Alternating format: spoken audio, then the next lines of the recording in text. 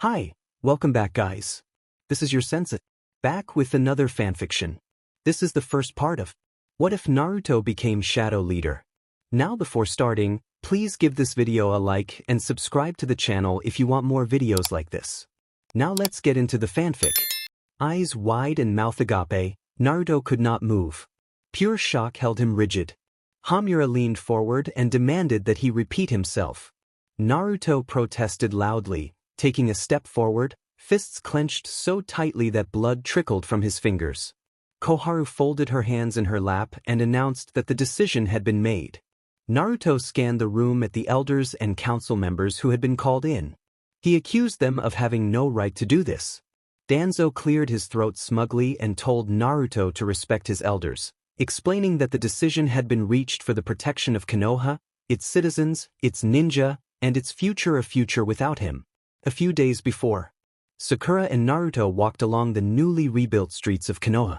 The attack by Pein had left the village hidden in the leaves in ruins, destroying not only homes but the people's hopes and stability. Yet the village had rallied around one person who held them together, Naruto. Sakura glanced at Naruto and noticed his hands propped behind his head like a makeshift pillow. His orange and black jacket hung open, giving him a relaxed air, and she smiled. He had grown so much, from the brat everyone wanted rid of into someone the village depended on. He was her pillar, an unmovable rock she could rely on. She could not imagine life without the Nine-Tails vessel. Naruto asked what was wrong, and Sakura, embarrassed, stammered that nothing was wrong. He chuckled lightly and teased her, but when she insisted she was sure, he laughed and said he had only been playing. Sakura looked back into Naruto's cerulean eyes and thought of how much he had matured. She declared she was starving, leaving no room for negotiation, and Naruto brightened at the suggestion of going to Ichiraka Ramen. The stand had reopened a few days earlier and grown busier, largely because it was his favorite place. The owner and his daughter were constantly busy but happy to see Naruto, who often enjoyed many bowls. Sakura allowed him to go with her, though she loudly noted that it was not a date. Naruto accepted that with a rueful smile and put his hands in his pockets as they continued. They found 2 spots open at the crowded stand. Sakura ordered her usual while Naruto devoured his. They enjoyed each other's company, surrounded by noise but feeling as if they were in their own small world. They laughed, and Sakura playfully slapped him when he made a bad joke. They finished their meals, paid, and went their separate ways. Naruto asked what she wanted to do next, and Sakura said she needed to shower, then visit the hospital to check on the expansion work, and see Tsunade to give Shizune a break. Naruto lowered his head and said he hoped Tsunade recovered soon. She was still in a coma after protecting the village, and people were beginning to doubt if she would wake. Sakura agreed and hurried off toward the temporary living quarters for most of the village's ninja. Naruto waved and gave her the big smile he reserved for her alone. As he turned, a shadow on a nearby roof caught his eye, but he continued on, humming to himself and thinking about training more. He wondered what the misplaced figure on the roof might do. When he reached the training ground, he found his sensei leaning against a tree, engrossed in his favorite book. Naruto ran up to him and greeted him.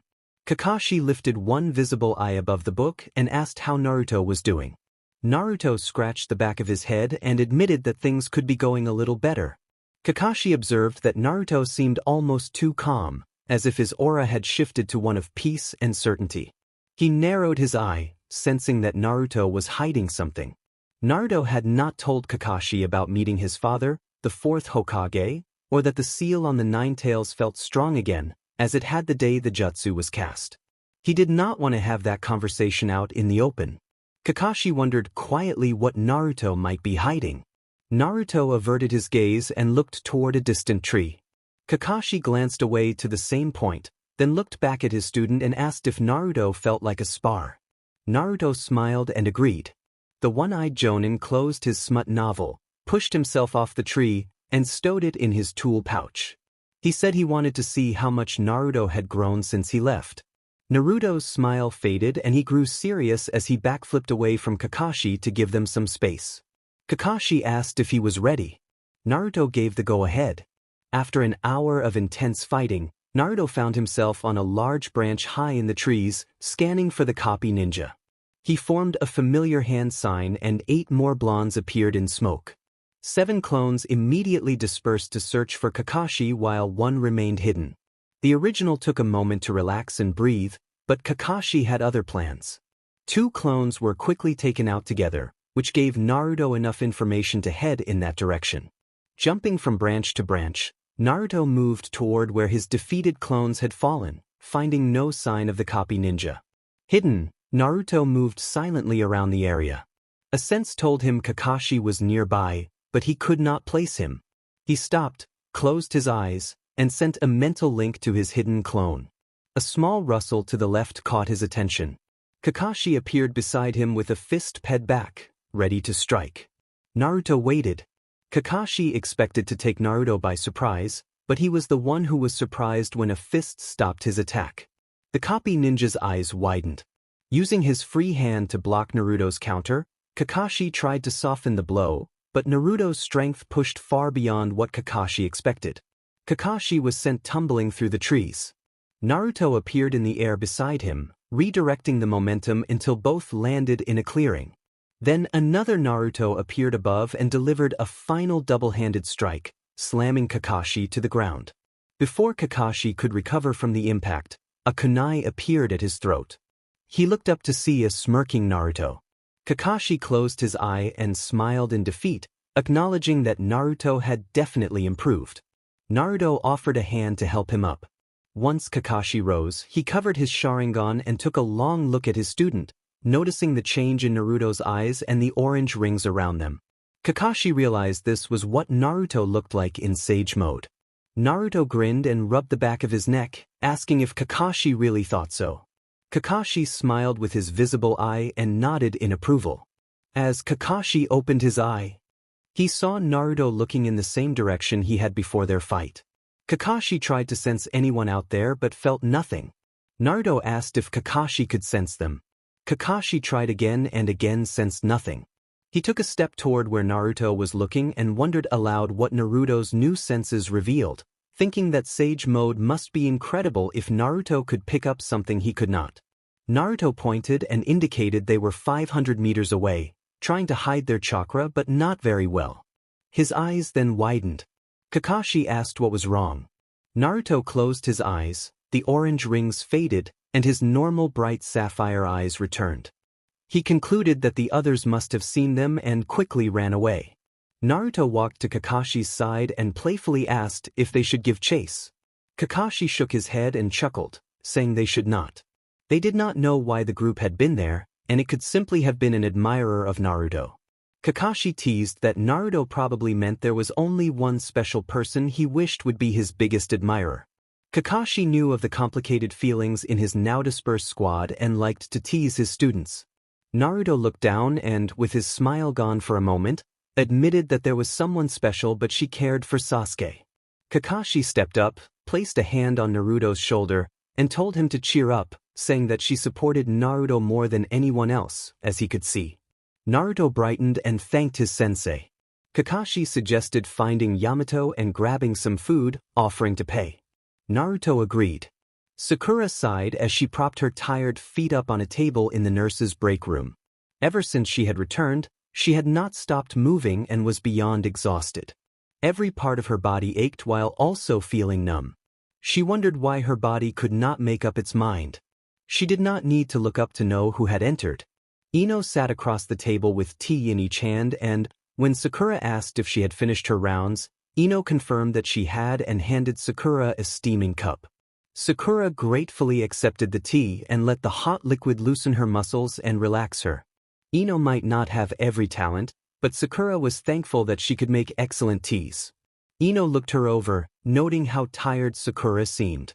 Sakura shook her head and told Ino that it had never been this bad before, even with the wounded they were treating. She admitted she had made the mistake of training with Naruto before coming on duty. Naruto might not be the smartest, but he could certainly push someone to their limits. Ino leaned her head on her hand and remarked that Naruto had come a long way from the annoying brat he once was. She said it would not surprise her if he became Hokage. A smile crept onto Sakura's face at the thought. She said there was nothing that could stop him now. Sakura looked out the window at the Hokage monument and imagined Naruto's face carved into the rock. On top of the fourth Hokage's head stood the blonde she had been thinking about, his sapphire eyes gazing out over the rebuilding village. He could only imagine how grand the new and improved village would be when everything was done. It would be one of the greatest things the world had ever seen. He took a deep breath. Kakashi stood a few feet behind him and Yamato leaned against the rock face. Naruto had just finished telling them what happened during the fight with Pain. He described how he had gone into the eight-tailed state before the fourth Hokage intervened, and how they had uncovered a darker, more terrifying secret. He withheld the fact that the fourth was his father. Yamato frowned and asked if Naruto meant that someone far more powerful than the fourth Hokage was controlling the world's most feared organization and wanted all the tailed beasts for some evil plan. Naruto turned to face his two superiors and confirmed that the fourth was also manipulating Sasuke. Kakashi nodded and asked whether the fourth had told him anything else. Kakashi smiled under his mask and observed that fathers usually had a lot to tell their sons. Yamato's eyes widened at the resemblance. Naruto looked up with a wide smile and said that the fourth had told him he was proud and that Naruto could find the answer to peace. Yamato pushed off the wall, walked to stand beside Kakashi, and stammered that Naruto was the son of the fourth Hokage.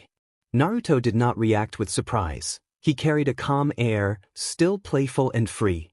He said that his father had left his dream to him and he would make it happen. A few days later, Naruto walked down one of the streets toward Ichiraku. The rookies had gathered the day before at a new barbecue place that had become their hangout when everyone was home. Everyone had a great time, but Naruto could not shake the feeling of being watched. He felt that same sensation now. Two ANBU suddenly appeared in front of him and informed him that he was to report to the council immediately and that they would escort him. Naruto should have recognized them. He nodded and began walking toward the temporary council meeting place. He wondered why ANBU were here and why they needed to escort him. He knew the way. Something felt wrong. They entered a large meeting room and the double doors opened. The entire council had assembled. Naruto stood before them in silence. Koharu cleared her throat and announced that much had happened recently, much of it revolving around Naruto, and that many regarded him as a hero. After discussion, the council had made a decision. Shikaku interrupted with his eyes closed, insisting they were stating what they wanted. Koharu continued as if uninterrupted and declared that the council had decided Naruto had become too much of a danger to the village and should be put to death immediately. Naruto stared in shock, unable to move. He asked what they meant. Koharu leaned forward and repeated the decision. Naruto moved forward, shouting that they could not do this. His fists clenched so tightly that his hands ached. Hamura folded her hands in her lap and said the decision had been made. Naruto scanned the room and demanded that they had no right to do this. A man cleared his throat smugly and told Naruto to respect his elders, saying that the council's decision was made for the protection of Konoha, its citizens, its ninja, and its future a future without him. Danzo spoke with a smug smile, asserting his view of the matter. Naruto protested that everything he had done had been for Konoha and its protection and asked how they could do this when there was no Hokage. Hamura replied that they did have a Hokage, Lord Danzo. Danzo sat with a smug look and stated that the decision was to eliminate Naruto for the good of the village. He offered Naruto the choice to come quietly and die a glorious death for the village, or to face a harder path. At that, Root and Bu burst through the doors and began to surround Naruto. He trembled, then forced himself to calm down and think. He did not want to die, not with so much left unfinished, not before he could become Hokage. The realization settled in that Danzo must have had him followed recently to keep tabs on him. Attacking the Hokage, even a terrible one, would bring severe consequences. He had to get away. Naruto heard Danzo press the question about his choice. He opened his sage-like eyes as he entered sage mode and chose neither option. All of the Root agents attacked at once. Naruto used a technique he had seen before, channeling his energy into a single, powerful strike against the ground. The impact produced a dramatic shockwave that sent debris skittering and forced the attackers back in a burst of kinetic force, like an over-exaggerated anime moment. Without waiting for the dust to fully settle, Naruto leaped away from the destruction. He heard Danzo ordering men after him and pushed his enhanced speed and strength to their limits in Sage mode to put distance between himself and his pursuers. He reached a random rooftop and felt the weight of what his situation really meant. He resolved not to drag his friends into this. It would be too dangerous to ask for help. Sensing more Root Anbu closing in, Naruto raced to the small camp he had set up while waiting for a place to be built. He burst into his tent, threw his belongings into a pack, and strapped it to his back. He had 2 things to do before he left. He took 2 scrolls, wrote on both, signed them, and left to deliver them. He found where Kakashi stayed and tossed a scroll onto the pillow. Then he went to where his favorite pink-haired teammate lodged. He longed to see her but knew he could not. He placed the second scroll gently on her pile of belongings, took a moment to take it in, and sprinted away before anyone could see him, still feeling the agitated chakras of Root Anbu searching all around him. After a few minutes of running, Naruto reached the top of the Hokage monument. He thought the Root agents were foolish. They were not chasing the boy everyone knew, Naruto Uzumaki, but Naruto Namikaze, the child who had once run from Anbu. Of course they would not catch him unless he allowed it. He looked out at the village below. Everything had changed. Only days earlier he had stood there as the village hero, the son of one of its great leaders, with a bright future ahead. Now he was on the run. He untied his forehead protector and traced the symbol with a finger, remembering how excited he had been when Irika had given it to him. He had been proud to wear it then, and he still was, but the events of today made the symbol feel different. Narrowing his eyes, he sensed some of the Root agents closing in on his location. He knew what he had to do. He needed people to believe he was gone so he could get a day's rest. The choice he had made would take every ounce of his strength and some part of his humanity to carry out, but he was ready. As the Root moved behind him, he gathered more nature energy. The Root announced that Naruto Uzumaki was under arrest and called for him to come quietly. Naruto chuckled quietly to himself and indicated that anyone looking for Naruto Uzumaki was looking in the wrong place. Some of the agents looked to one another, confused. When the leader tried to call the name again, Naruto declared that Naruto Uzumaki was dead. He took a kunai, scratched a single horizontal line through the metal of his forehead protector, tied the band around his head, then turned to face the lead agent and introduced himself as Naruto Namikaze. The agents hesitated for a moment, taken off guard, but their leader ordered them to attack and they rushed him. Naruto darted and weaved, evading blows with swift sidesteps and blocks. One assailant overstepped and lost balance. Naruto used the opening to hit the attacker hard and send him tumbling off the cliff. That movement left Naruto briefly vulnerable, and another agent struck at his shoulder. Thanks to Sage Mode, Naruto felt less of the impact than he normally would. He retaliated, striking one assailant and sending him flying, then felt the force of the earlier hit in his arm and adapted his plan. The Root agents kept pressing, landing blows that tested him but did not cripple him. Finally, Naruto unleashed a compact Sage-enhanced wind technique that blasted the attacker's back. He summoned 2 clones and prepared his greatest attack. A howling wind gathered and the Rasen Shuriken formed. He scanned the remaining agents and gauged their fear. He warned them that if they stayed they would die. Most took the warning and fled, sensing the danger. A few chose to stay or to press the attack. Leaping high into the air, Naruto came down and released the Rasen Shuriken where he would land. The technique struck the ground, expanding in a powerful burst that tore through the trees and overwhelmed the agents who had remained. The shockwave rolled off the mountain and traveled across the village. People everywhere turned toward the explosion that had ripped apart the top of the monument. Ninjas sprang into action. Many rushed toward the site as the blast subsided, some of them already suspected who had been responsible. Sakura, walking through the street with Ino, was hit by the shockwave and turned to see the aftermath. The color drained from Sakura's face. She sprinted immediately toward the source of the wind-based jutsu, furious and terrified that Naruto would use such a dangerous attack in the village. She had to make sure he was all right and then give him a piece of her mind. By the time Sakura arrived, many shinobi were already on the scene.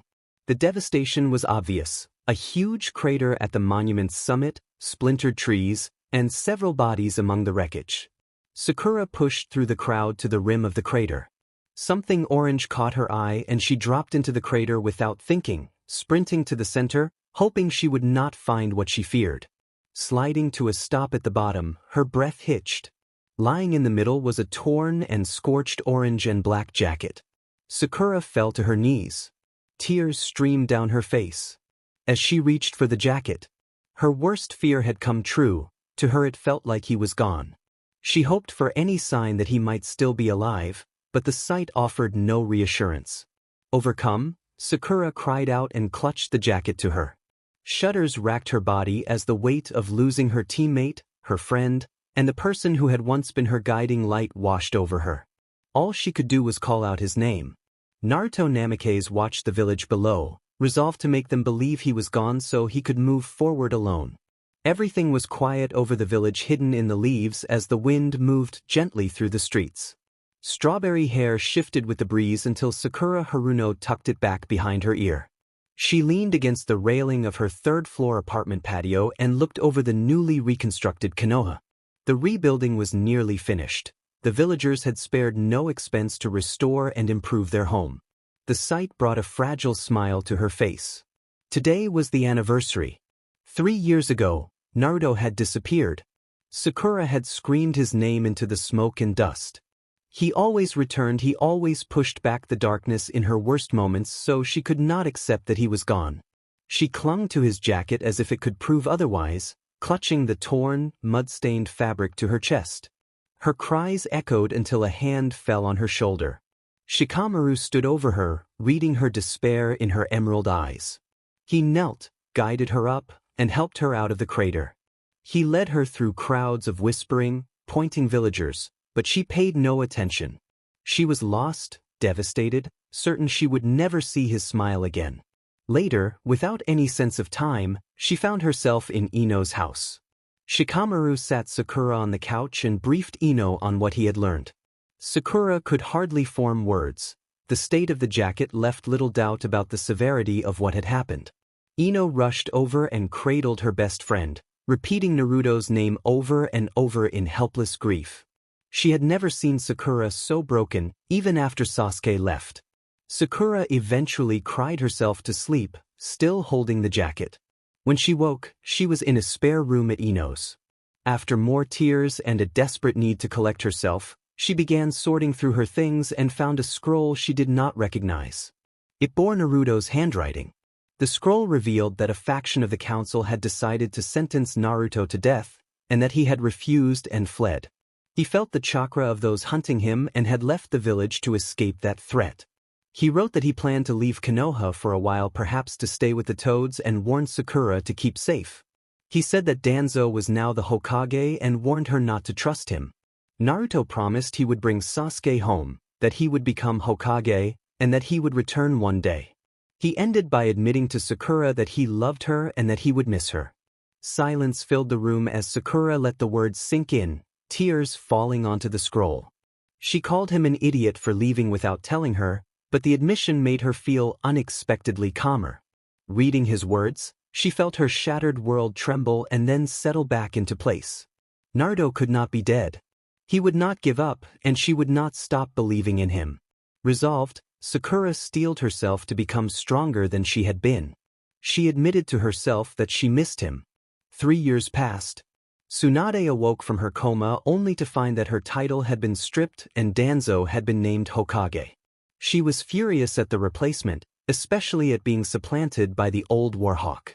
Konoha had been rebuilt and had even grown. Many travelers came to see the restored village, now a thriving trade center. But life as a ninja had grown harder under Danzo. He was ruthless and practiced a friendly facade when it served his own ends. So when Danzo really went out of his way to grow Konoha, something was up. No one could figure out what it was. It was impossible to accuse the Hokage of anything just because he was playing nice. That would not end well. Danzo liked operating in the shadows, and the secrecy made it very hard to pin anything on him. Danzo was not the only threat. The Akatsuki remained at large and dangerous, though they had been quieter over the past 2 years. There had been many clashes between Konoha shinobi and the Akatsuki, and reports from spies and other nations conflicted. Some claimed the Akatsuki had dispersed, some that they were dead, and others that they were lying low and waiting. Several nations said they had killed a few members but could not provide proof. Konoha had nearly killed Itachi and Kisame once, but the village had paid a steep price that day and suffered heavy losses. People wondered what would make the Akatsuki stop their operations. They were among the most feared figures in the world next to the Kages. One theory made sense to many. News of Naruto's death had spread outside the village, and the world knew that the nine-tailed fox was gone along with its Jinchuriki. Some surviving spies associated with the Toad Sannin thought the Akatsuki's plans had been upended by that loss.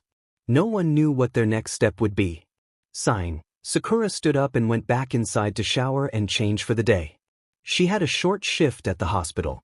Tsunade had taken over running the hospital after it was rebuilt and, with some persuasion, had a medical school wing attached.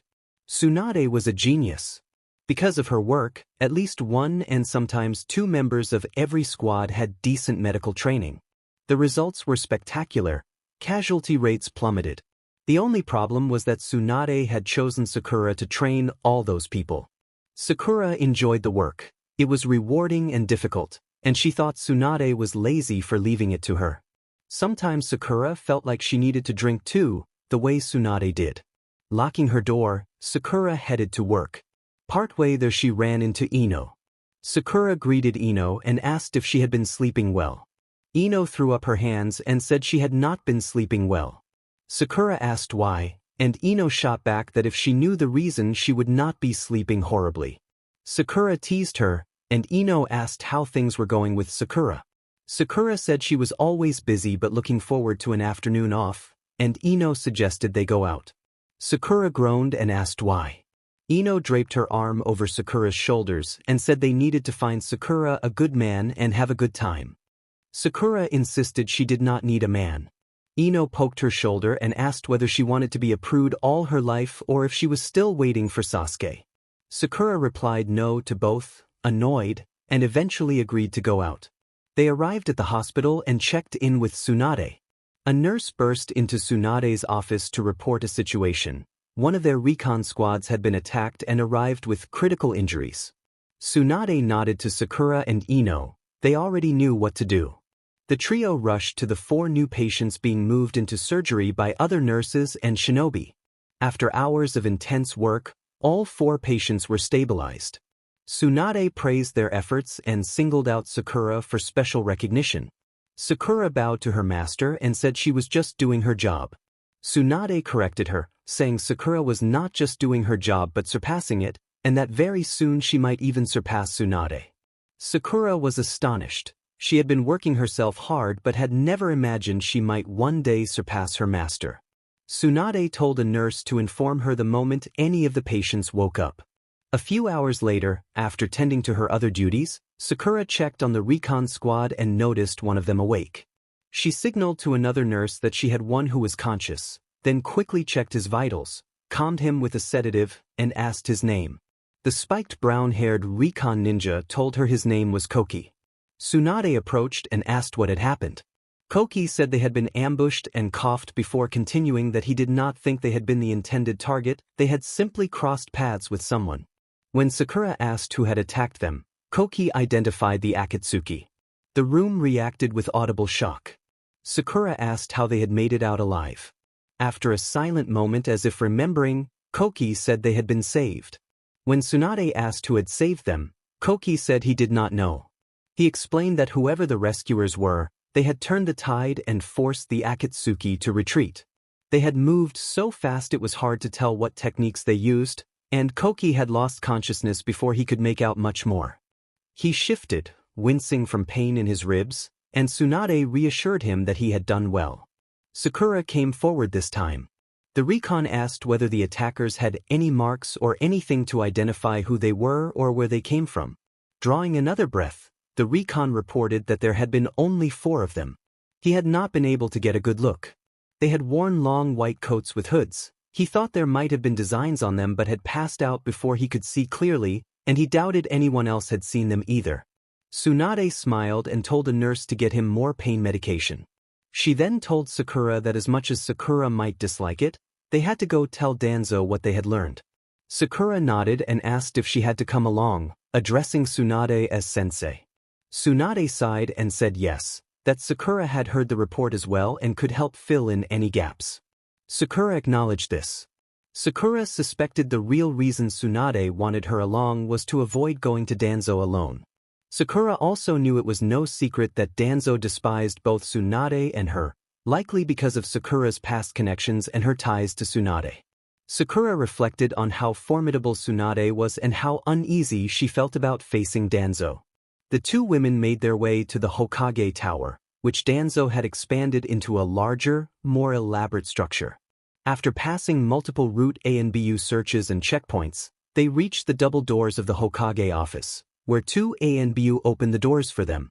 The office was unnecessarily large, with an oversized ornate dark wood desk positioned before rounded windows. To the left was a meeting table for 8, to the right a few couches and a coffee table, and bookshelves and filing cabinets filled Danzo's possessions. The high-backed chair faced away from them, making it easy to guess who was being hidden from view. When they stopped in front of the desk, the chair slowly turned to reveal Danzo, his face partially bandaged and wearing a smug expression. Sakura had to use every ounce of self-control not to strike at the elder. Danzo addressed them with the title Princess Tsunade, which Tsunade hated, and remarked that her apprentice's presence was an unexpected surprise. Tsunade told Danzo to stop and accused him of knowing they were coming. Danzo, as if unaffected, asked what he owed the pleasure of their visit. Tsunade adopted a serious tone and asked whether he had the report of one of their recon teams being attacked and taken to the hospital. Danzo indicated a file on his desk and said he had the report, then asked how recovery was progressing. Tsunade answered that all patients had had critical injuries but were now stabilized and would live. Danzo asked why she had come in person instead of submitting a report. Tsunade scoffed and said that if she had the choice she would never want to see him again, but one recon unit had woken and was able to tell them what had happened. Danzo listened as Tsunade said the recon unit reported they had been attacked by the Akatsuki. Tsunade then emphasized that this was not the most shocking part. The recon unit had said that another group had come and actually fought the Akatsuki and pushed them back. Danzo responded with a terse question, and Tsunade burst out that was all he could say, insisting that a group stronger than the Akatsuki had to be found and made into allies. Danzo calmly snapped his fingers, summoning an ANBU who handed him a file before disappearing. He offered the file to Tsunade. When she opened it, Danzo explained that it was their only copy of intelligence on a newly reported group with limited information. He said he had sent many squads and spies to learn who they were and where they came from, but what they had turned up might not be true.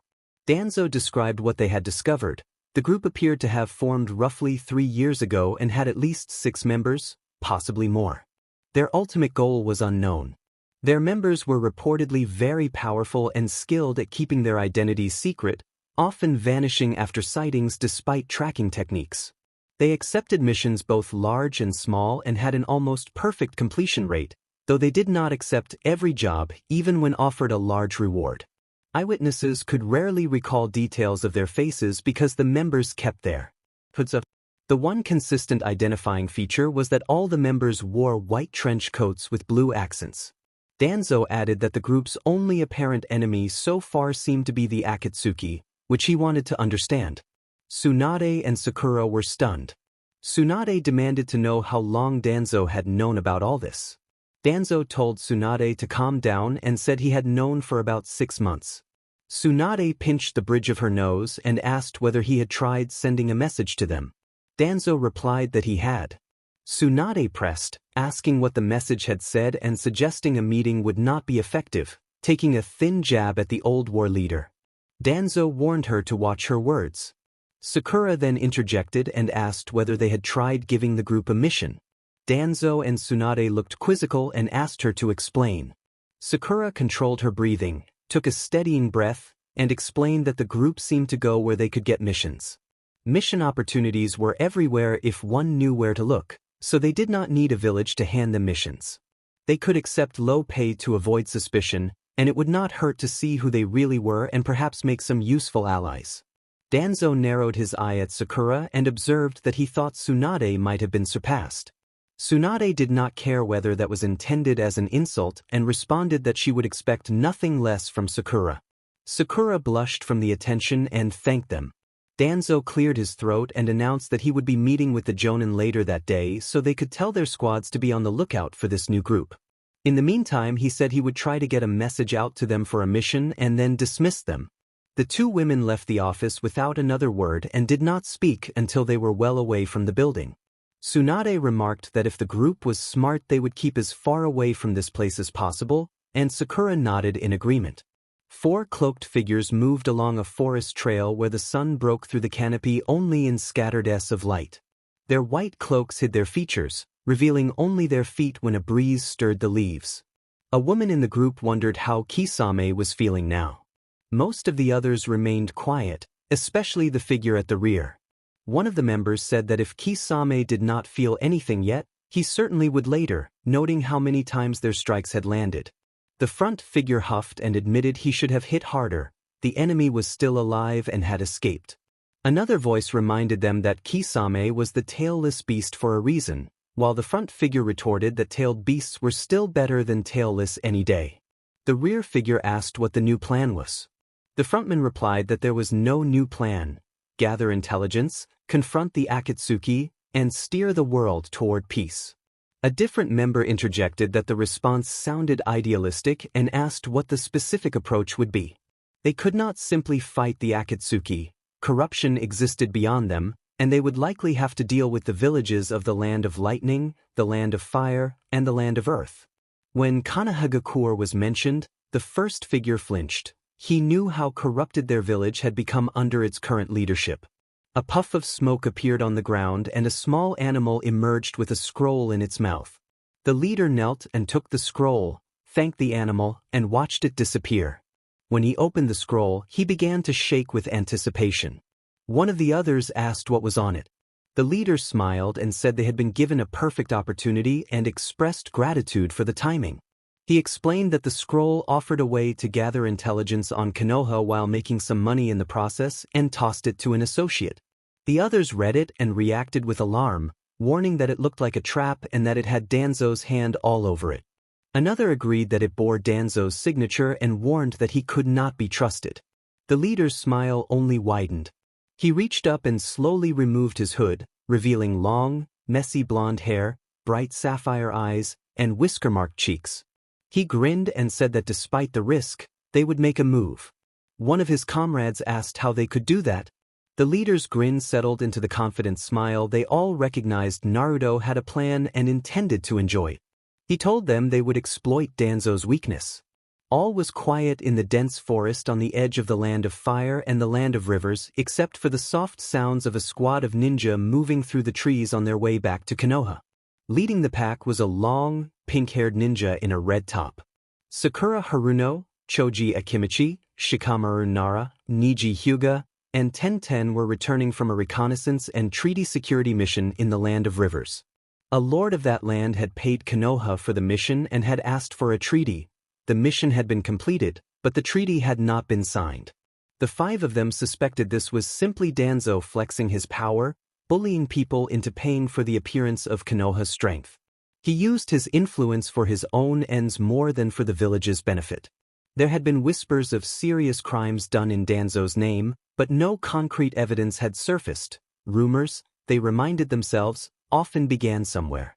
With less than half a day's journey left to Konoha, the group moved at a steady, unhurried pace. Most of them enjoyed being out of the village. The trip was a welcome break, especially for one lazy Nara who only wanted to get away from Danzo. They would all have to return eventually, but for now the group carved their own route through the forest, staying off the main roads. Sakura spotted something up ahead without warning. She dropped onto a large branch and raised her fist to signal the others to stop. The team landed on nearby branches, and Shikamaru moved to her side, asking quietly what she had seen. Sakura's green eyes swept the forest floor below. A movement to her right caught her attention. She indicated the direction, and Shikamaru followed her gaze. Through the trees they saw 3 figures in white cloaks with hoods. Both of them widened their eyes. After Danzo had told Tsunade and Sakura what he knew, he had instructed the Jonin to follow and gather information on members of this mysterious organization if they encountered them, with strict orders. Not to engage except if those members were accompanied by Danzo's own root operatives. Danzo trusted his own men more than most. As dutiful shinobi, they had to obey and collect intelligence. Shikamaru signaled to the rest of the group to spread out and trail the trio. They slipped through the trees, keeping the forest between them and their targets as the three moved slowly north toward Konoha. Sakura crept closer and positioned herself almost directly above the cloaked figures to listen. The taller female figure voiced a worry that she hoped he knew what he was doing. The shorter companion, who sounded like a teenager, replied that he trusted him without question and that he had never failed them. The woman sighed at the boy's obvious attachment. The shorter one protested that he did not like him more than she did, and the taller woman responded with a brief, affectionate one-armed embrace. Sakura raised an eyebrow in confusion at their friendly manner. This was the group they were supposed to fear. Then the figure leading the group raised his hand and said they had company. He turned and appeared to look directly at Sakura, stating that she could come down now and that he knew she and 4 others were present. Sakura cursed inwardly and wondered whether he was sensing their presence. They were usually good at masking chakra. The leader announced that he was waiting. Sakura dropped to the ground but remained on guard. The rest of the Konoha team joined her behind her, getting a clear look at the people they had been ordered to follow. The white coats had blue accents, 3 stripes on the shoulders, stylized flames along the hem and sleeve ends, and characters on the back that meant rebirth. The coats bore a striking resemblance to the jacket once worn by the 4th Hokage.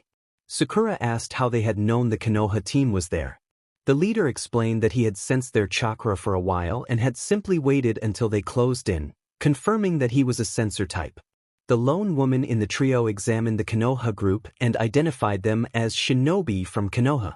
The leader nodded slightly. The youngest of the 3 sounded almost oblivious and asked whether they were supposed to fight their visitors or whether these were the people they were not to attack, admitting he couldn't remember. The Konoha team exchanged exasperated looks, while the rest of the group readied themselves defensively. The woman said they were not to attack unless provoked and that, if subduing became necessary, they were to do so without causing severe injury or killing. Sakura bristled inwardly at the woman's confidence, wondering how she could be so sure she could defeat them when they had never clashed before. Either she was very powerful or reckless. The leader stepped forward with a raised hand and ordered everyone to stop. He insisted there was no reason to fight and that they were not there to start trouble. Shikamaru growled that the newcomers seemed like they wanted to start a fight. The leader lowered his hand, bowed, and asked forgiveness for the woman, calling her sometimes rash. The woman objected briefly, but he ignored her and asked why the Konoha team had been following them. Ten blurted that they had not been trying, but the hooded man insisted they had been trying. Ten reacted by drawing a large shuriken, prepared to throw it, but Niji appeared beside her and stopped her, reminding everyone that they did not know anything about these people and that their orders forbade attacking. Ten reluctantly sheathed the weapon. The woman remarked with a chuckle that the Konoha team must have been trying to gather information about them. The leader affirmed that this was exactly what they had expected. Sakura pressed further, asking who had warned them, and the youngest of the trio taunted her with a childish gesture and refused to say. The woman scolded the younger one for acting immature, then turned to address Sakura again. She said she could not reveal who had warned them, but confirmed that the informant was a member of their organization who had originally come from Konoha. The statement stunned the Konoha shinobi. No one could imagine who from the village would be part of this shadowy group. The only known Konoha-born figure associated with an external organization was Itachi Uchiha, and he was with another group entirely. The team began to speculate in hushed tones, but the woman warned them not to guess, insisting they would never figure it out. Shikamaru stepped forward and suggested they might capture the strangers and force them to talk. The leader regarded Shikamaru and remarked that such a suggestion was rash for a Nara. Shikamaru's eyes narrowed as the leader observed that both sides clearly wanted information from the other, and that the Konoha team attacking was a last resort. The leader warned that numbers alone did not guarantee victory and reminded them that attacking the unknown was unwise. He added that disobeying Danzo's orders carried severe consequences. Shikamaru kept his reaction hidden but felt a flicker of surprise at how closely the leader's thoughts matched his own. Every point sounded accurate. The leader suggested they each go their separate ways and pretend the meeting had never happened. Sakura felt the weight of her orders and recognized they were at a crossroads. She considered what to do. A man in the group assured them they would not be caught. A woman then told them to let Danzo know how they felt and gave a two-finger salute. Suddenly the three white-cloaked figures burst into an anime-style flare and vanished. The leaf ninja searched the area and found nothing. Shikamaru suggested it might have been a powerful genjutsu. Niji reported that his scan had detected no chakra. Sakura exhaled and decided they had to report back to Danzo. The team moved through the trees. A moment later, three white-hooded figures stepped out from behind the trees. One woman let her light blue hair fall free and glared at the teenager, scolding him for nearly revealing them. The teenager apologized and explained that he disliked how they spoke about Naruto. The woman, Guren, smiled and reassured the boy, calling him Yukamar. Another figure observed that they had company, and relaxed when recognizing the newcomer as one of their own. The newcomer asked how the earlier contact had gone. The third member answered that it had gone perfectly. The others knew Naruto was from the Leaf and were heading straight to Danzo. Guren reacted in shock when told that Naruto planned to go to the rendezvous despite warnings that it was a trap. The older member of the group was asked to persuade him, but he only chuckled and said not to worry, Naruto had a plan. Then the newcomer dispersed into thousands of tiny paper fragments that drifted away on the wind. The team returned to the village at sunset, signed in, and went to the Hokage mansion to report. Danzo barely acknowledged them as they entered. He was in the middle of discussing a scroll with an NB. When the ANBU left, Danzo faced the newly arrived squad and demanded a report. Sakura prepared for a long evening and relayed everything about their mission. When she reached the part about the mysterious figures, Danzo leaned forward and ordered them to explain in full. Shikamaru took over the account and described their pursuit and the sudden disappearance, noting that no trace remained. Danzo turned his chair away to consider the information. After a pause, he returned and made it clear that their effort was inadequate. He scolded them for not pursuing the intruders more thoroughly and announced that, as punishment, he would withhold their pay for a month and suspend them from missions during that time. The squad protested that they had followed his orders not to attack, but Danzo cut them off and dismissed them. They filed out of the office in low spirits, none daring to challenge Danzo further after witnessing the consequences faced by those who had. Each member went home in a bad mood. Sakura unlocked her apartment, collapsed onto her bed, and let the exhaustion of the day settle in. The mission had been manageable, but dealing with Danzo had drained her. She resolved to be more careful with spending while the withheld pay affected her finances. She took a long shower to wash off the grime of the day. Her thoughts returned to the encounter with the mysterious organization. They had been the first official team to confront this new group, and the ease with which those strangers had fooled some of the Leaf's best ninja troubled her. Weeks had passed since their report to Danzo and there had been no word. She remembered the way they had spoken about someone they called him, with a mix of fondness and reverence. That tone made her think of Naruto. She missed him.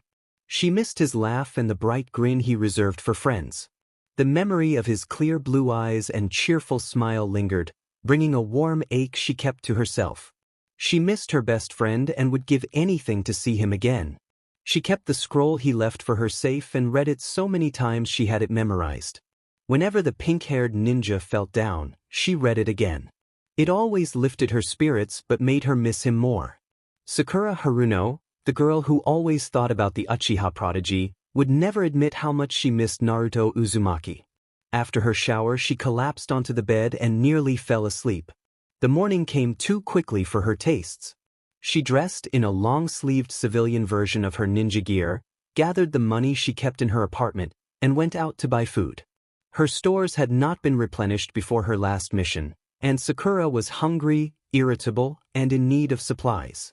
Izumo and Kotetsu stood with two root ANBU at the open gate of the village hidden in the leaves, checking the comings and goings. The work was tedious and had been assigned because Danzo was paranoid about anyone entering Konoha. He wanted to know everything that happened and to use that knowledge to his advantage. The two guards resented Danzo, but as the Hokage he set the rules. It seemed like an ordinary day with merchants and visitors passing through. Kotetsu yawned loudly, then noticed something odd. A hooded figure in a white coat with blue accents and flame motifs approaching the gate. Kotetsu ordered the figure to halt. The figure stopped about 20 feet away. Izumo moved closer and demanded that the figure state their name and business in the village. The hooded person remained silent. Kotetsu drew a kunai. 6 ANBU appeared, swords drawn, and surrounded the figure. One of the ANBU demanded to know the figure's purpose for being there. The hooded figure made no reply and instead tossed an object that slid to a stop at Izumo and Kotetsu's feet. They looked down and saw a leaf village headband on a long black cloth, the village symbol cut by a single horizontal scratch. Izumo picked up the headband and recognized the mark. At last the figure explained that the damaged headband was the reason they were there. Kotetsu ordered that the figure be taken to the Hokage. An ANBU warned the figure not to resist and promised they would be escorted without incident.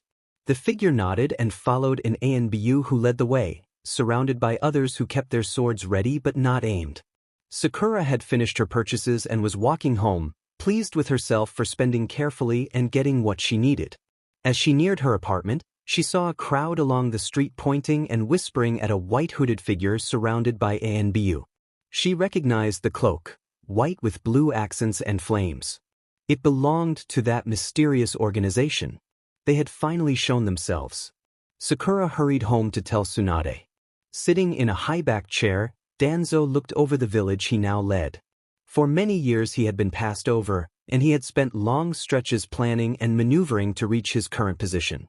After the attack by Pein, the Fire Lord met with the elders and, influenced in part by information obtained through Shursui Achihasai, Danzo secured the role of Hokage. The village had been rebuilt and grown into a major center of trade. Danzo relied on knowledge as much as on force. He liked being in control, and information gave him power over people. He thought about how many he could influence and felt satisfied. There was one problem that frustrated him: a new, mysterious group. Danzo was irritated and ashamed at how little he knew about them. He had been tracking the organization for 2 years, repeatedly sending teams to investigate. The evidence he had suggested they were intervening against the Akatsuki, but their methods left little trace. After he sent 3 of his best route teams to learn more, not a single agent returned, and no reports came back. Danzo seethed at the lack of information. Danzo did not want to risk more of his own men to find the group. To complicate matters, he could not involve the regular ninja because of the sensitive nature of the situation, and he did not want to reveal his own shame. He had told only Tsunade on the council, but he preferred to keep the others in the dark. In his view, the council wasted time when he could get far more done by making decisions himself. He needed more information on the group, so he sent a message to them and waited for a response. After a long silence, nothing came. Then, according to reports from his route agents, one of the group's members appeared unannounced at the village gates wearing a missing Konoha ninja's forehead protector. NBU were now escorting the visitor inside. Danzo allowed himself a smug smile. He intended to extract information by any means necessary. Most people would have been terrified to find themselves a lone foreign ninja in the middle of an enemy village, surrounded by elite ANBU, regular shinobi, powerful jonin, Danzo's route, and the Hokage. This stranger, however, chuckled beneath his hood. A small smirk crossed the hidden face as he was led down the hallway to the Hokage's office. For 3 years he had dreamed of storming that corridor to confront the Hokage, but experience and the voices of reason had kept him from acting rashly. ANBU parted at the double doors and 2 attendants opened them to admit him. NBU stood near the windows. As he approached, he saw Danzo seated in a high-back chair with 2 of his personal ANBU standing directly behind him. The lone figure stopped about 10 feet from Danzo and remained silent. Danzo appraised him and judged him not to be an immediate threat. Danzo rose to welcome the visitor, announcing the name of the village in his own office, but the figure interrupted evenly, indicating he already knew who Danzo was. The NBU in the room tensed at the interruption, clearly displeased at the perceived disrespect. Danzo narrowed his eye and bristled at what he took as an insult to the office of the Hokage. The stranger explained that no disrespect was intended and acknowledged Danzo's reputation as one of the most powerful shinobi. Danzo felt distaste at the flattery but, unwilling to make the situation worse, allowed the praise to pass. Danzo insisted on knowing the visitor's identity. The figure crossed his arms, mocked thoughtfully, and implied that revealing his name might require killing Danzo. The threat set a tense silence in the room. A few minutes earlier, Tsunade had been racing toward the Hokage mansion with Sakura struggling to keep up. Sakura had burst into Tsunade's home to report what she had seen, and Tsunade had immediately rushed out to see it for herself. Sakura pleaded for Tsunade to slow down, but Tsunade was determined not to be left out of the loop and pushed forward. Back in the office, the ANBU drew their swords and took up attack stances, but the figure waved his hand and laughed, apologizing for provoking them. Danzo signaled for the ANBU to stand down and reminded them to remember their respect for authority. The stranger acknowledged the admonition and agreed to be mindful of it. Danzo demanded the stranger's name again. The figure bowed slightly and refused to reveal his identity, explaining that he followed the orders of his leader and that members of their order kept their names secret. Danzo was displeased by the answer and pressed for a form of address. The cloaked man allowed that Danzo could call him Kit. Danzo found the name interesting, and Kit said it had been given by a friend and suited him well. At that moment, the double doors behind Danzo burst open. Two familiar chakra signatures announced their arrival as Tsunade and Sakura entered the room. The cloaked figure's sapphire eyes widened at the sight of Sakura. He had thought of her often over the past 3 years and felt a rush of recognition and bittersweet longing at seeing her again. He missed her, but he could not reveal himself. He reminded himself that she belonged with Sasuke. Tsunade and the current Hokage exchanged brief greetings with Danzo before turning their attention to the cloaked figure. Tsunade gave him a careful once-over, taking in his short-sleeved white hooded trench coat with blue flamed ends, dark blue pants and shirt, and the white wraps on his forearms that left his fingers exposed. Sakura studied the man from head to toe, assessing the newcomer with a keen, measuring gaze. There was something about him. The white-cloaked man greeted Tsunade, the 5th Hokage. Tsunade asked if she knew him. The hidden Naruto responded playfully that he knew her. Sakura asked how. Danzo cleared his throat and reminded everyone that they needed to get down to business. Naruto agreed and said they had received the message and wanted to know what was needed. Danzo began by saying they wanted information, and Naruto immediately refused. The ANBU in the room showed their displeasure, and Danzo was equally displeased. Naruto laughed and accused Danzo of thinking he could summon him like a lapdog and expect all their secrets handed over, telling Danzo he sat too high on a throne of imagined power. Danzo reacted with outrage. Tsunade and Sakura were stunned at the audacity of the cloaked figure insulting the Hokage.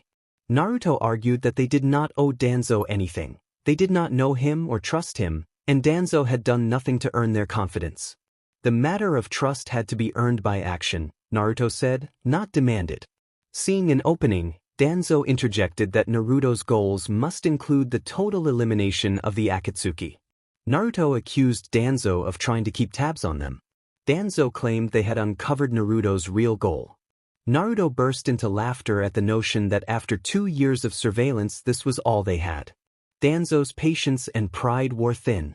Tsunade turned to Danzo in shock, reminding him that he had earlier said he had only been investigating for 6 months. Danzo avoided her gaze and stared at Naruto. Naruto added that they were not the only ones trying to figure out who they were. Sakura repeated the question in disbelief, and Naruto confirmed that the nations of lightning, water, and stone had also been watching them. Everyone in the room widened their eyes. Danzo acknowledged that his operatives had come further than others, but Naruto pointed out that the others had essentially nothing. Danzo asked how they could possibly evade 4 ninja nations at once. Naruto replied that they had good shinobi. Danzo remained skeptical, saying no one had even heard of them and they could not be that good. Naruto raised a blood-stained forehead protector, the same one he had walked into the village with. One of the men gasped and reached for it. Naruto held the protector up and then tossed it toward Danzo. One of Danzo's underlings caught it and presented it to the Hokage. Naruto stated that the headband had belonged to Itachi Uchiha. The air left the room. Shock spread across every face. Even Danzo, usually composed, was visibly shaken. Itachi Uchiha had always been a target for Danzo. He had coveted Itachi's power and suspected the remaining eye of Shisui might be involved. The idea that this nameless, nationless group had taken down one of the world's most wanted and powerful shinobi was deeply embarrassing to him. Danzo muttered that it was impossible as he stared at the headband in his subordinate's hand. Naruto asked how it could be impossible, noting that the headband had been Itachi's and suggesting there should be blood on it for comparison with their files. Danzo paused and considered the possibility. Sakura struggled to process the idea that the notorious rogue ninja had been defeated by the cloaked man standing before her and asked how it had been done. Naruto turned to his teammate and longtime crush and said the details were a secret. Danzo ordered for the sample to be taken for testing and demanded to know exactly how they had neutralized such a powerful rogue ninja.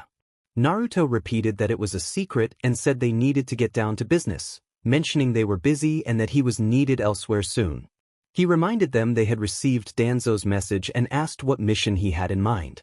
Danzo, wary of the newcomer's tone but aware of the threat he could pose if truly capable of defeating Itachi, handed a folder to one of his guards. The guard extended the folder to Naruto, who accepted it cautiously. Naruto opened the file and began to read.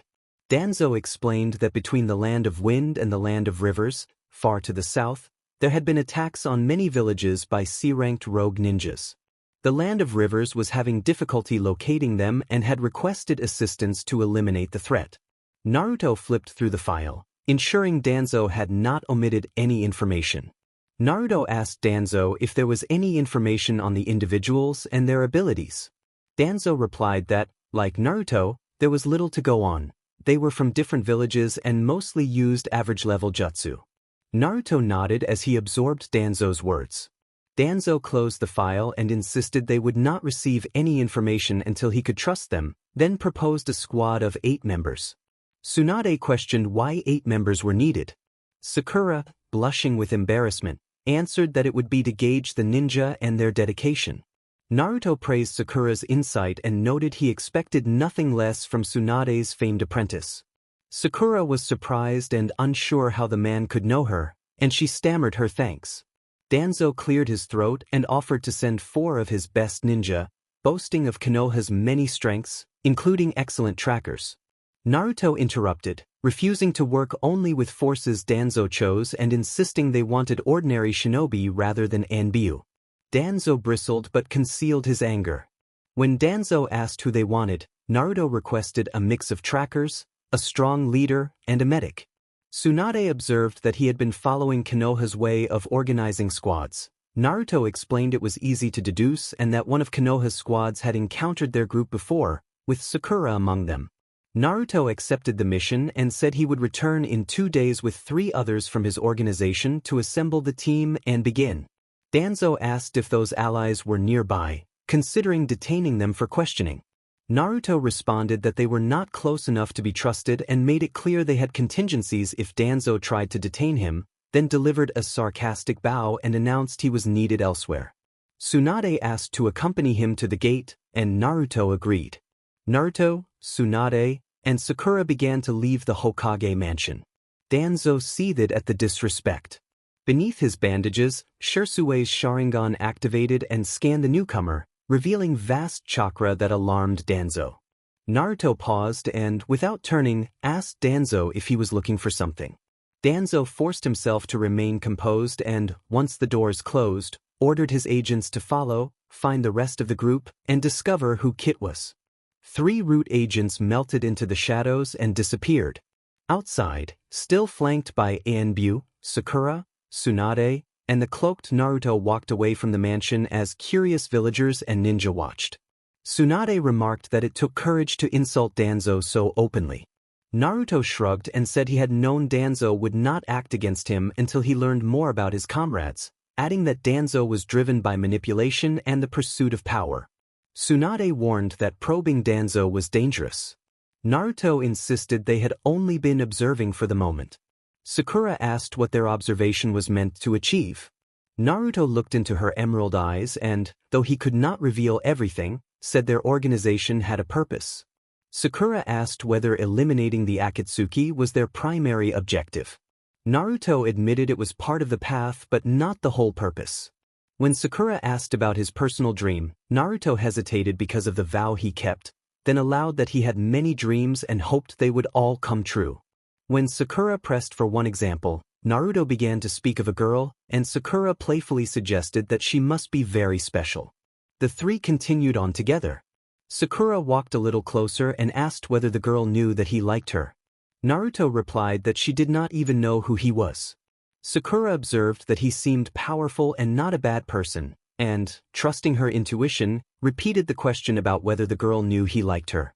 Naruto answered that she did not even know he existed.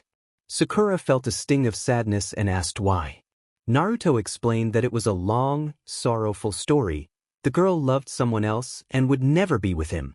When Sakura suggested he simply tell her and hoped she might return the feeling someday, Naruto confessed he could not. He had not kept a promise. The situation was far more complicated than it appeared, and he did not want to put her in danger. Belonging to a certain organization made any revelation perilous. If people found out, it would endanger her. They approached the village gates. Tsunade expressed hope that everything would work out for him. Naruto told Tsunade and Sakura that perhaps, if the small alliance succeeded and they learned to trust each other more, he might reveal more. Sakura smiled and said that sounded great. When Tsunade asked where he would go next, Naruto looked into the distance and said he would gather with a few comrades and return, though he still could not say where. He thanked them, promised to return in 2 days, bowed, and walked away from the village. The master and apprentice watched his figure grow smaller as he left. Tsunade commented that Sakura had taken to him quickly. Sakura said she could not explain it but felt she could trust him and that something about him felt familiar. Tsunade suggested that they might learn more about him on the mission, and Sakura smiled. Naruto walked for an hour before detouring off the path into the wild woods. In Sage mode he could sense the chakra of root agents tracking him since he left the village, and he needed to make sure they could not observe what he intended to do next. After another 10 minutes of wandering, he arrived at a small cave. The cavern split into 2 tunnels. He took the left passage, which led to a dead end. At the tunnel's end he closed his eyes and vanished. Miles away, atop a cliff overlooking the vast forest, the real Naruto sat cross-legged with his hood down and the members of his organization standing behind him. Having received the information from his clone, he opened his sage-enhanced eyes and announced that the task was complete. He stood, addressed his allies, his friends, his family, and accepted the mission, urging everyone to begin their assignments. The group nodded and dispersed into small teams. Naruto turned to one of the companions who remained and asked how it felt to finally be free. The companion replied that it meant a great deal that Naruto had done that for him. Naruto shook his head and said it was merely repayment for everything that had been done for him. The companion removed a hood to reveal raven-colored hair. Naruto reached out, placed a hand on the companion's shoulder, and told him that the gesture was a small thanks to Itachi. The raven-haired Uchiha returned a rare smile. Chapter 5. The village buzzed with talk about the newcomer who required a contingent of ANBU and shinobi to monitor him. Rumors swirled. Some said he was an evil ninja, others called him an unknown hero, and some insisted he was a hoax. The gossip reached both civilians and the ninja population. Orders had circulated to gather more information about his identity, which only deepened the mystery and bred fresh theories with every retelling. Sakura had become a kind of expert on the subject. She was one of the few who had actually seen the blue-flamed, cloaked man, among the even smaller group who had heard him speak, and one of the handful who had spoken with him. Now she found herself surrounded by the remnants of Konoha's famous rookie, 12 no longer 12, and no longer rookies. Their ranks were Chunin and Jonin, but not right now. Sakura felt like they were back at the academy, everyone having heard some juicy news and clamoring to hear it. The others bombarded her with questions about the man she had met. What he was like, whether he was powerful, what weapons he used, whether he was mysterious or intimidating, and whether he was attractive. Sakura rolled her eyes and crossed her arms at her best friend's question, telling Ino that of all the questions she could ask, Ino had asked if he was attractive. Ino slammed her hands on the table and stood up, declaring that if half the rumors were true he could take all of them out, which Ino admitted she found attractive. Shikamaru placed a hand on Ino's shoulder and guided her back to her seat, suggesting they let Sakura speak so she would have time. Sakura nodded at Shikamaru, and now everyone hung on every word she chose to share. Sakura said that, for someone not in friendly territory, he had been unusually calm, almost arrogant, and that he had insulted Danzo. Ino reacted in disbelief that he had insulted Danzo and gotten away with it. Niji scoffed. Everyone knew the danger of crossing Danzo. Sakura explained that it had not happened just once but multiple times. The group was stunned. Choji asked how he could have got away with it. Sakura twirled a strand of her hair and covered her mouth with a hand as she chuckled, saying that the man had seemed to have Danzo completely pegged, as if he anticipated what Danzo would say and at one point made Danzo look foolish. Tenten observed that the man must have some sort of death wish, and most of the group murmured agreement. Shikamaru wondered aloud how the man had gotten out of the village, given that Danzo would want to capture him and extract information. Sakura grew serious and told them that the man had evidence that he had been involved in Itachi Uchiha's death. The claim left everyone speechless. The group could hardly believe that this organization had taken responsibility for the downfall of the most wanted man. They all wondered who these people were. Sakura herself remained confused. Sasuke had left seeking power and revenge against Itachi, and with Itachi gone, she wondered what Sasuke's next move would be.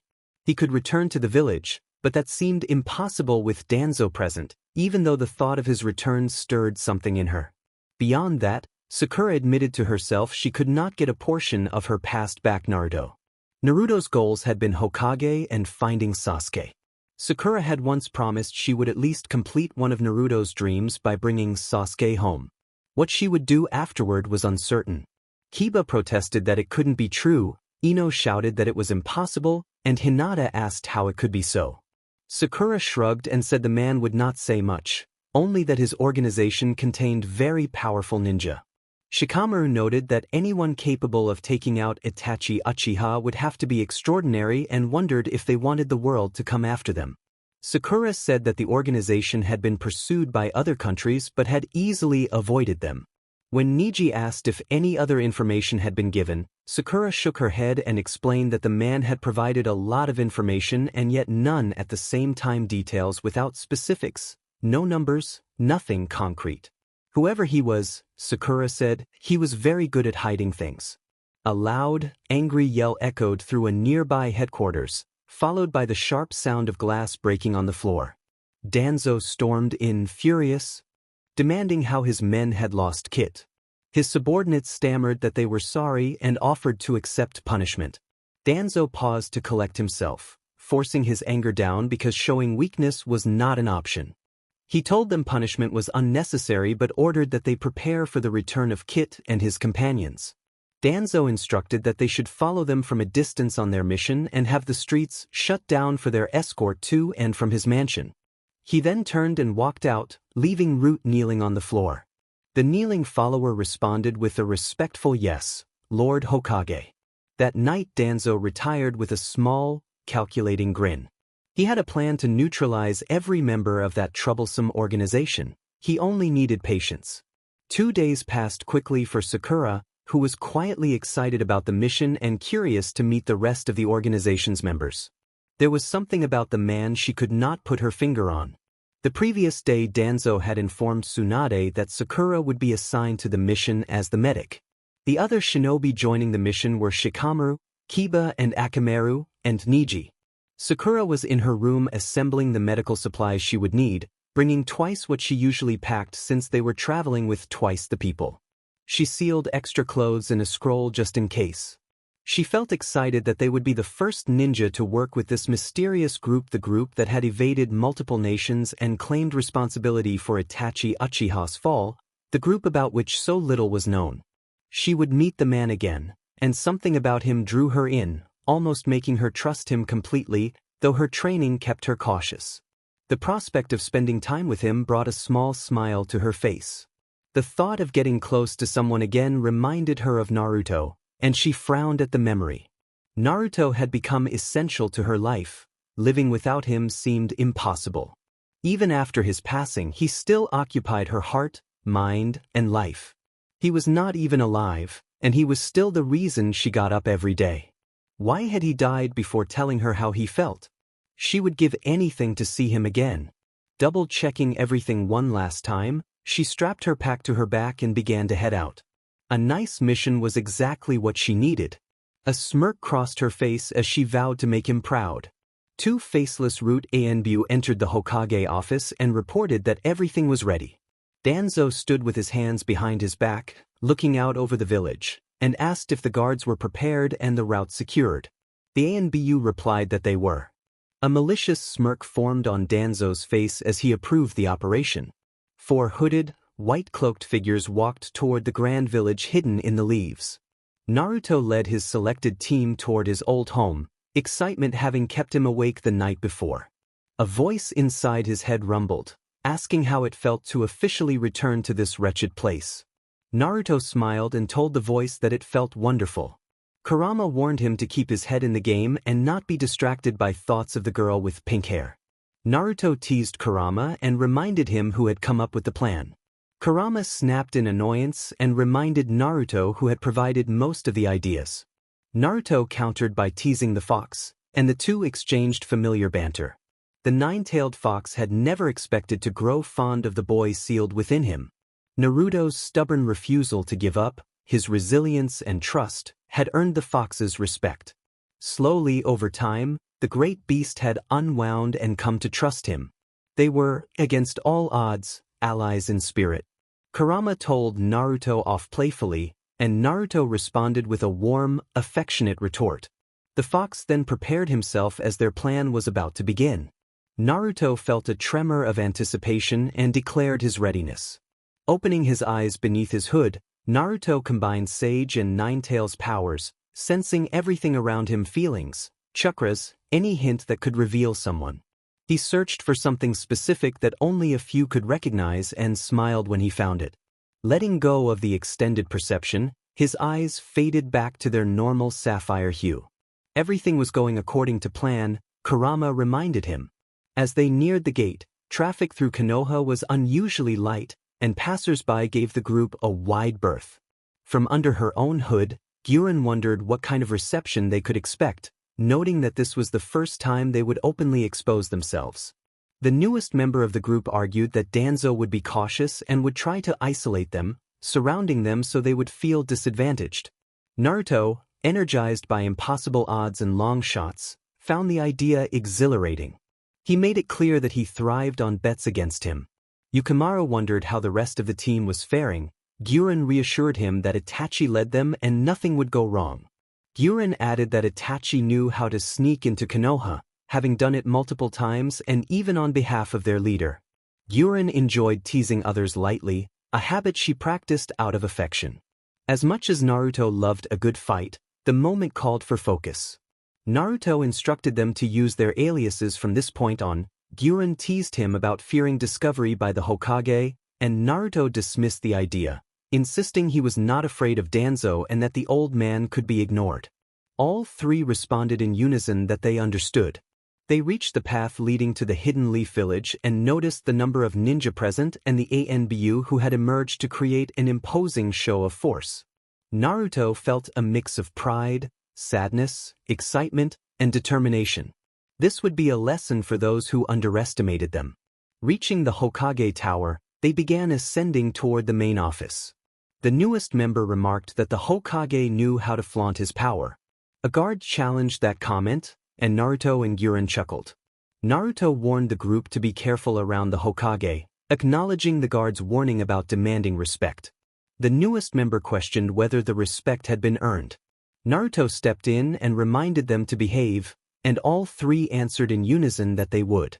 As the four hooded teammates approached the double doors, two guards opened them to reveal the office within.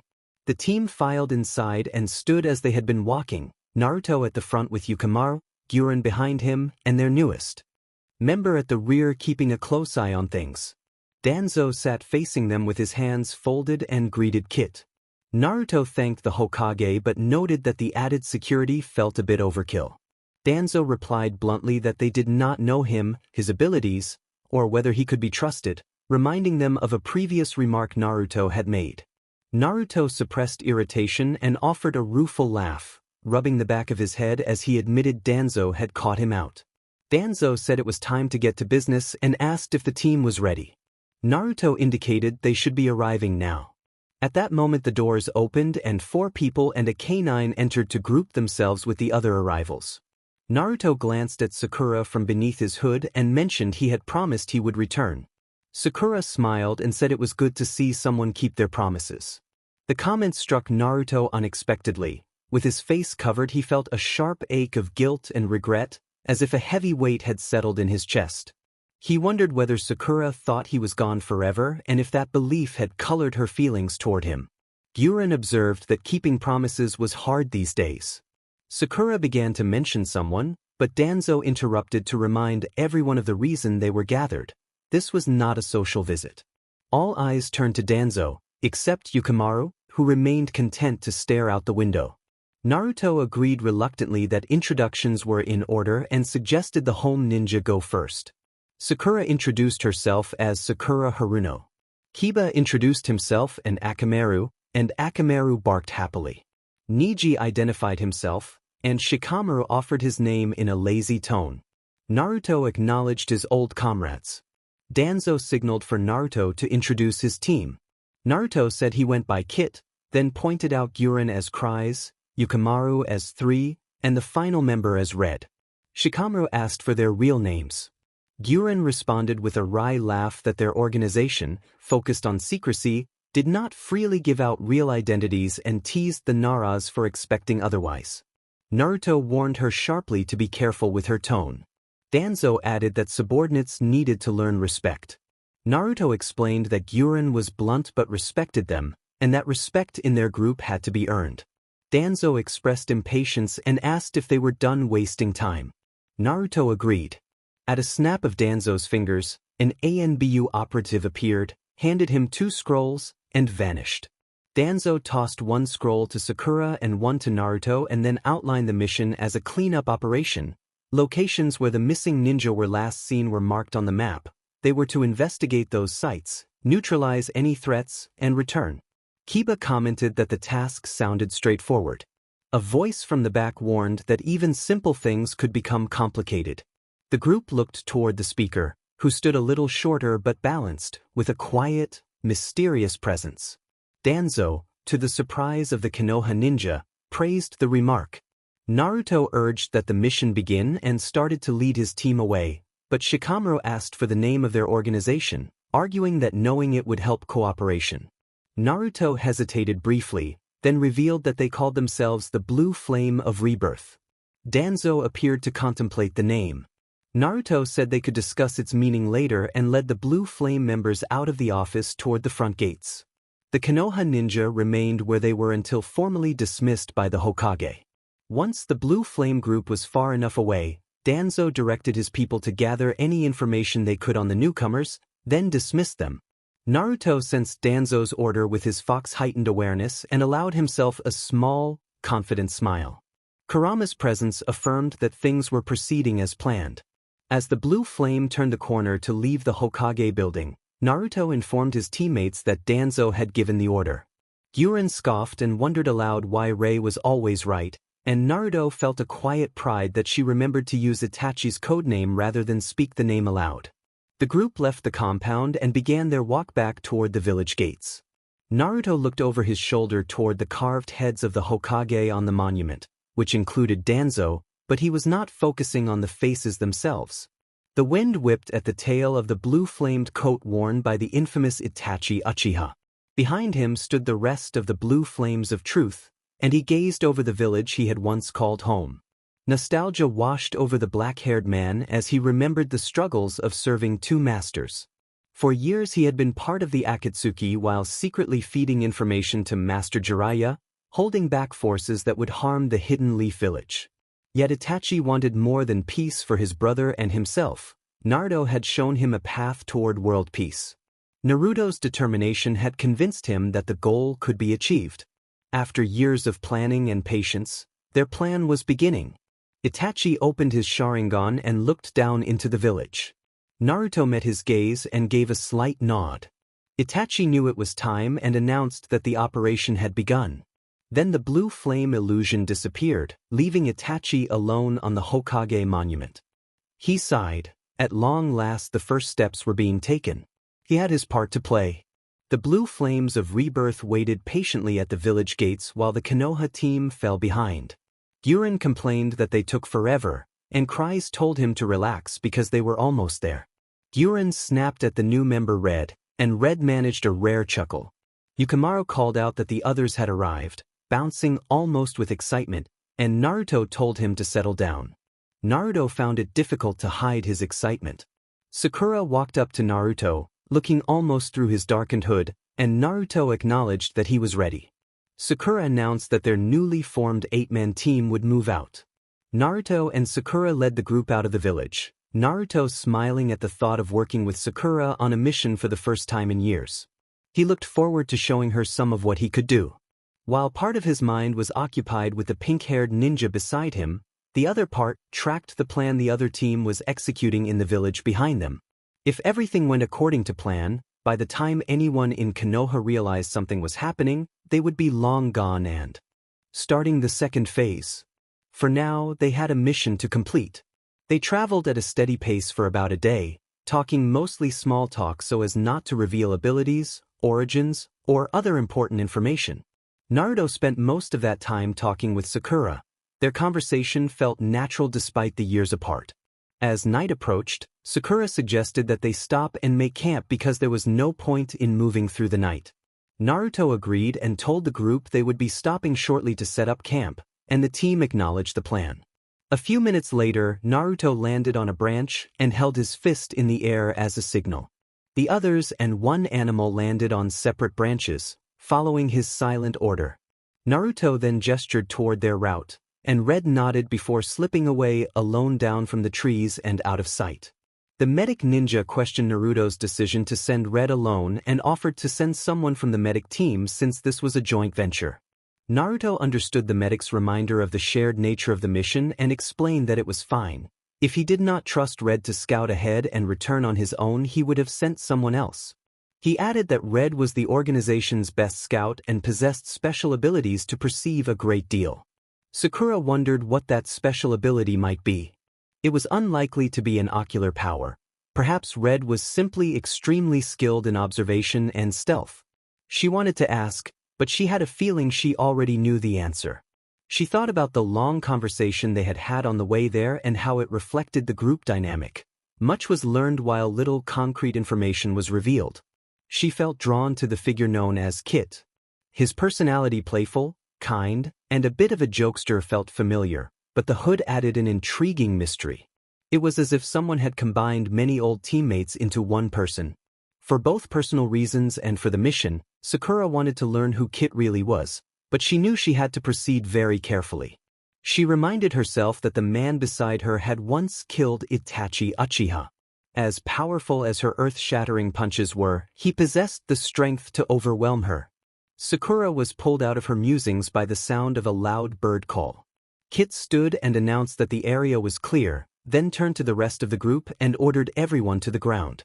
Naruto jumped down first, and the other 6 people and 1 canine followed. They landed a few yards away from where Red leaned against a large boulder in front of a cave. Naruto walked up to Red and asked if the area was safe. Red nodded and replied that it looked like no one had disturbed the place since they were last there. Niji then asked if they had been here before. Yukimaru replied enthusiastically that they traveled everywhere. Guren patted Yukimaru on the shoulder and clarified that their missions had taken them across many lands. Sakura suggested getting a fire going and deciding who would keep watch. After gathering firewood, Naruto and Sakura settled on a rotation with one person from each team keeping watch at the same time. The unspoken reason was that neither side wanted to place complete trust in the other just yet. Even though Naruto trusted his old friends from Konoha with his life, his own team, however, did not fully share that trust. Everyone settled and began eating. The conversation remained light until Shikamaru raised a thoughtful point about their name. Shikamaru offered his interpretation of the blue flame of rebirth. The color blue suggested truth, trust, and dependability. The flame symbolized passion and the hope that their ideals would spread, and rebirth implied a second chance, redemption, and a new beginning. He then asked what their true goals were. Silence fell as the hidden leaf shinobi waited for a response from the blue flame.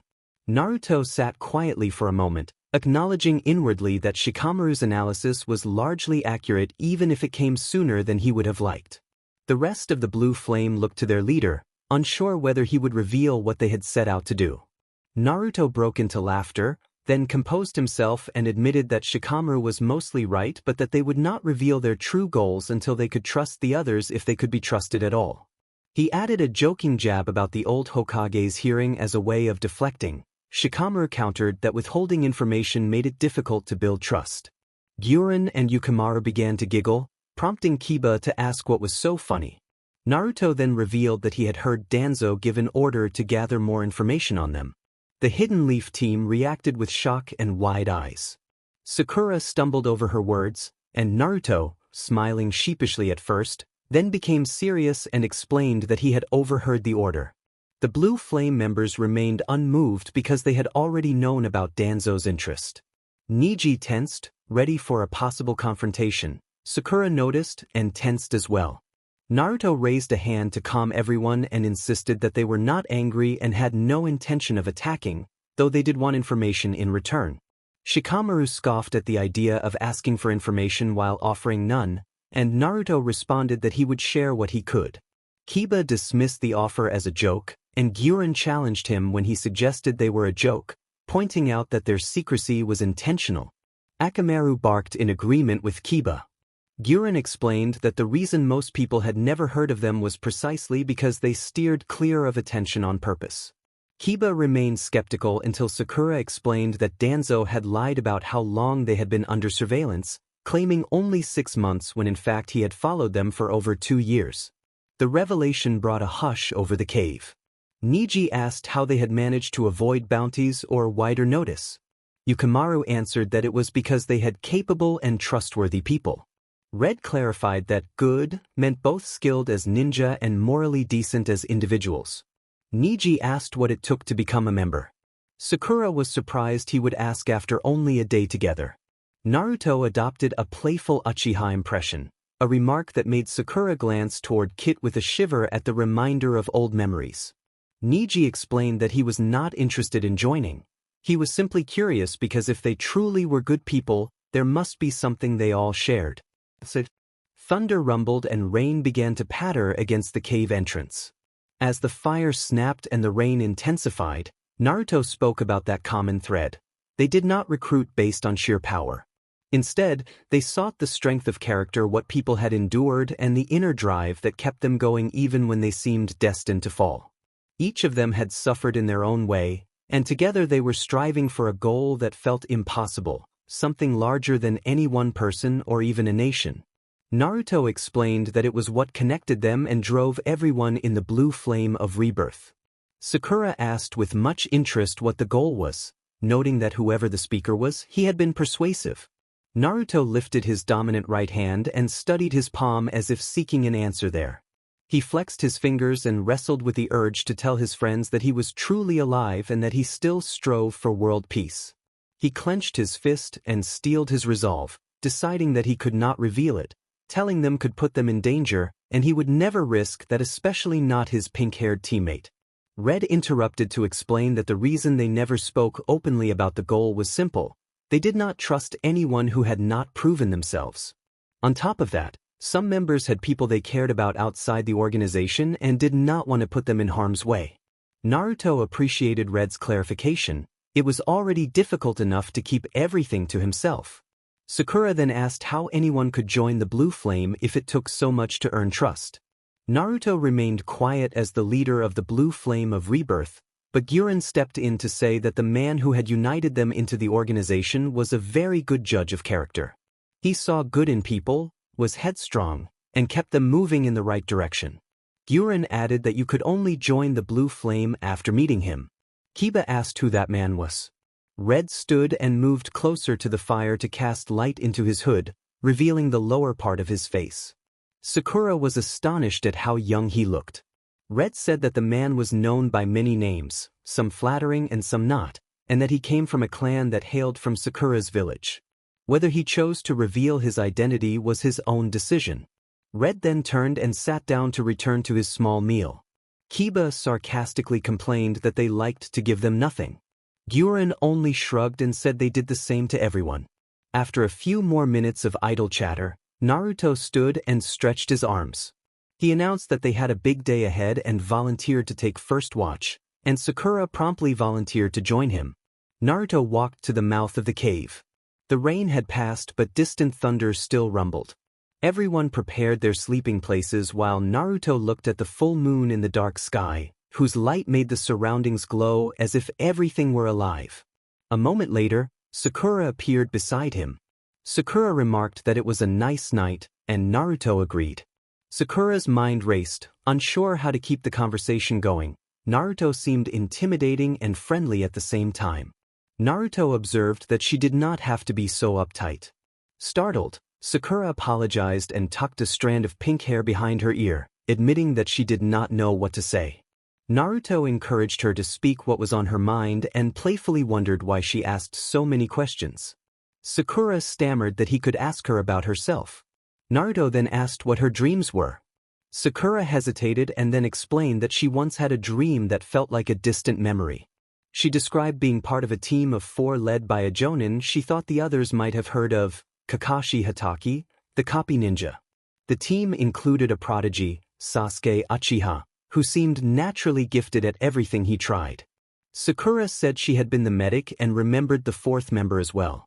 Naruto listened intently, sensing who she meant. Sakura confessed that she had always imagined a future with Sasuke. Marriage and children had once been part of that dream, but after everything that had happened, she did not expect it to come true. The dream had been tied to her memories of the past and the person who had inspired her. His death had shaken her direction and purpose, yet his strength, will, and drive had continued to inspire her to keep going. She had promised herself she would bring Sasuke back, and while that promise remained, her larger dreams felt unclear now. Naruto expressed surprise that she felt she had no dream, insisting that everyone should have one. Sakura admitted that she did not, and Naruto tried to encourage her toward happiness.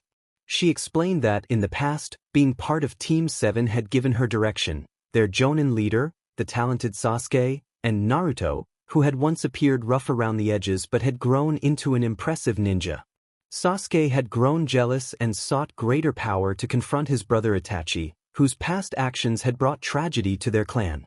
Sasuke had ultimately left the village to join Orochimaru.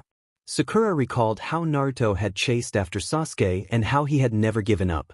She explained that she had become Tsunade's student to grow stronger and help Naruto bring Sasuke back so they could be a family again.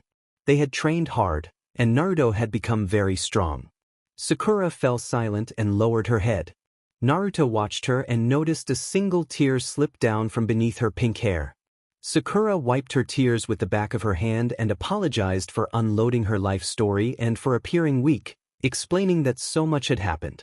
Naruto felt overwhelmed hearing a story he already knew. He felt guilty for making her relive those memories and apologized, unable to find other words. Sakura said that was not the worst part. She told Naruto that the boy who had been considered the weakest became a hero and had begun to be admired. He was on the verge of achieving his dream of becoming Hokage when everything changed. Sakura covered her face and cried, overwhelmed by the flood of emotions she had kept inside. She said that Sasuke had been her best friend and that she missed him terribly. Naruto was stunned. Every part of him wanted to reveal himself, but he held back. He reached out and gently rubbed the top of her back to calm her. After a few minutes, Sakura's sobs quieted and she began to regain her composure. She apologized again for unloading on him, and Naruto comforted her, telling her it was all right. Sakura admitted she worried Naruto might think she was unstable, but Naruto rejected that idea. She explained that thinking about Sasuke was always difficult. Naruto asked her to tell him about Sasuke. She described him as her best friend who had once annoyed her but had grown into someone remarkable who had saved the village. She could not imagine life without him and would give anything to see him again. Naruto felt his chest tighten hearing such affection for Sasuke.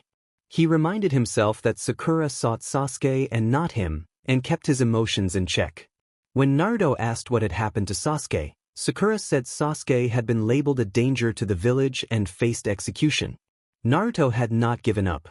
He had used his most powerful technique and sacrificed himself in that battle. Saying it aloud was difficult for Sakura. She had rarely spoken of it. Tsunade and Ino had done their best to avoid the topic with her. Naruto expressed that it was terrible to hear. Sakura reached into her small pack and produced a scroll. Naruto's heart stopped when he recognized it as the same scroll Sasuke had left for her the day he left the village. Sakura said the scroll had been left for her and that Sasuke had promised to return. When Naruto asked if she was angry at Sasuke for breaking that promise, Sakura replied that she was not. She said there was so much she would say if she could see him again. Naruto stayed quiet, letting the emotions settle. Knowing she was not angry relieved him. For a long time he had feared returning because of how Sakura might react, though he wanted to see her. He told her that Sasuke was lucky to have a friend like her, the words coming naturally as a comfort. Sakura corrected him gently and thanked him for listening. Sakura then asked Naruto about himself, saying she had revealed almost everything and it was only fair that he share something. Naruto was hesitant because anything he said might reveal too much. He gave brief answers. He could not say which village he was from, he liked to train, and he trained in taijutsu and ninjutsu while struggling with genjutsu. He explained that he wanted to be as strong as possible not for power's sake but to protect those he cared about. Sakura pressed for more, asking if he trained to protect a particular team, and Naruto nodded that he had a few close companions. When she tried to probe about his unnamed village, he only said many people lived there. She asked about a girl, and Naruto flinched, revealing more than he intended. Sakura noticed the reaction and realized she had touched on something important. Sakura adjusted herself cross-legged to face Kit so she could focus completely on him, offering to help him with the girl he liked. Naruto felt a little uncomfortable with that kind of attention from his old comrade. Naruto admitted that he did not think there was anything she could do about the situation, and he let out a small laugh at the irony of Sakura trying to give him advice about someone who sounded so much like her. Sakura slapped Kit on the shoulder, puzzled by his amusement, and made it clear that she was trying to help. Kit answered that he loved her, his face flushed beneath his hood. He would have been much more embarrassed without the hood.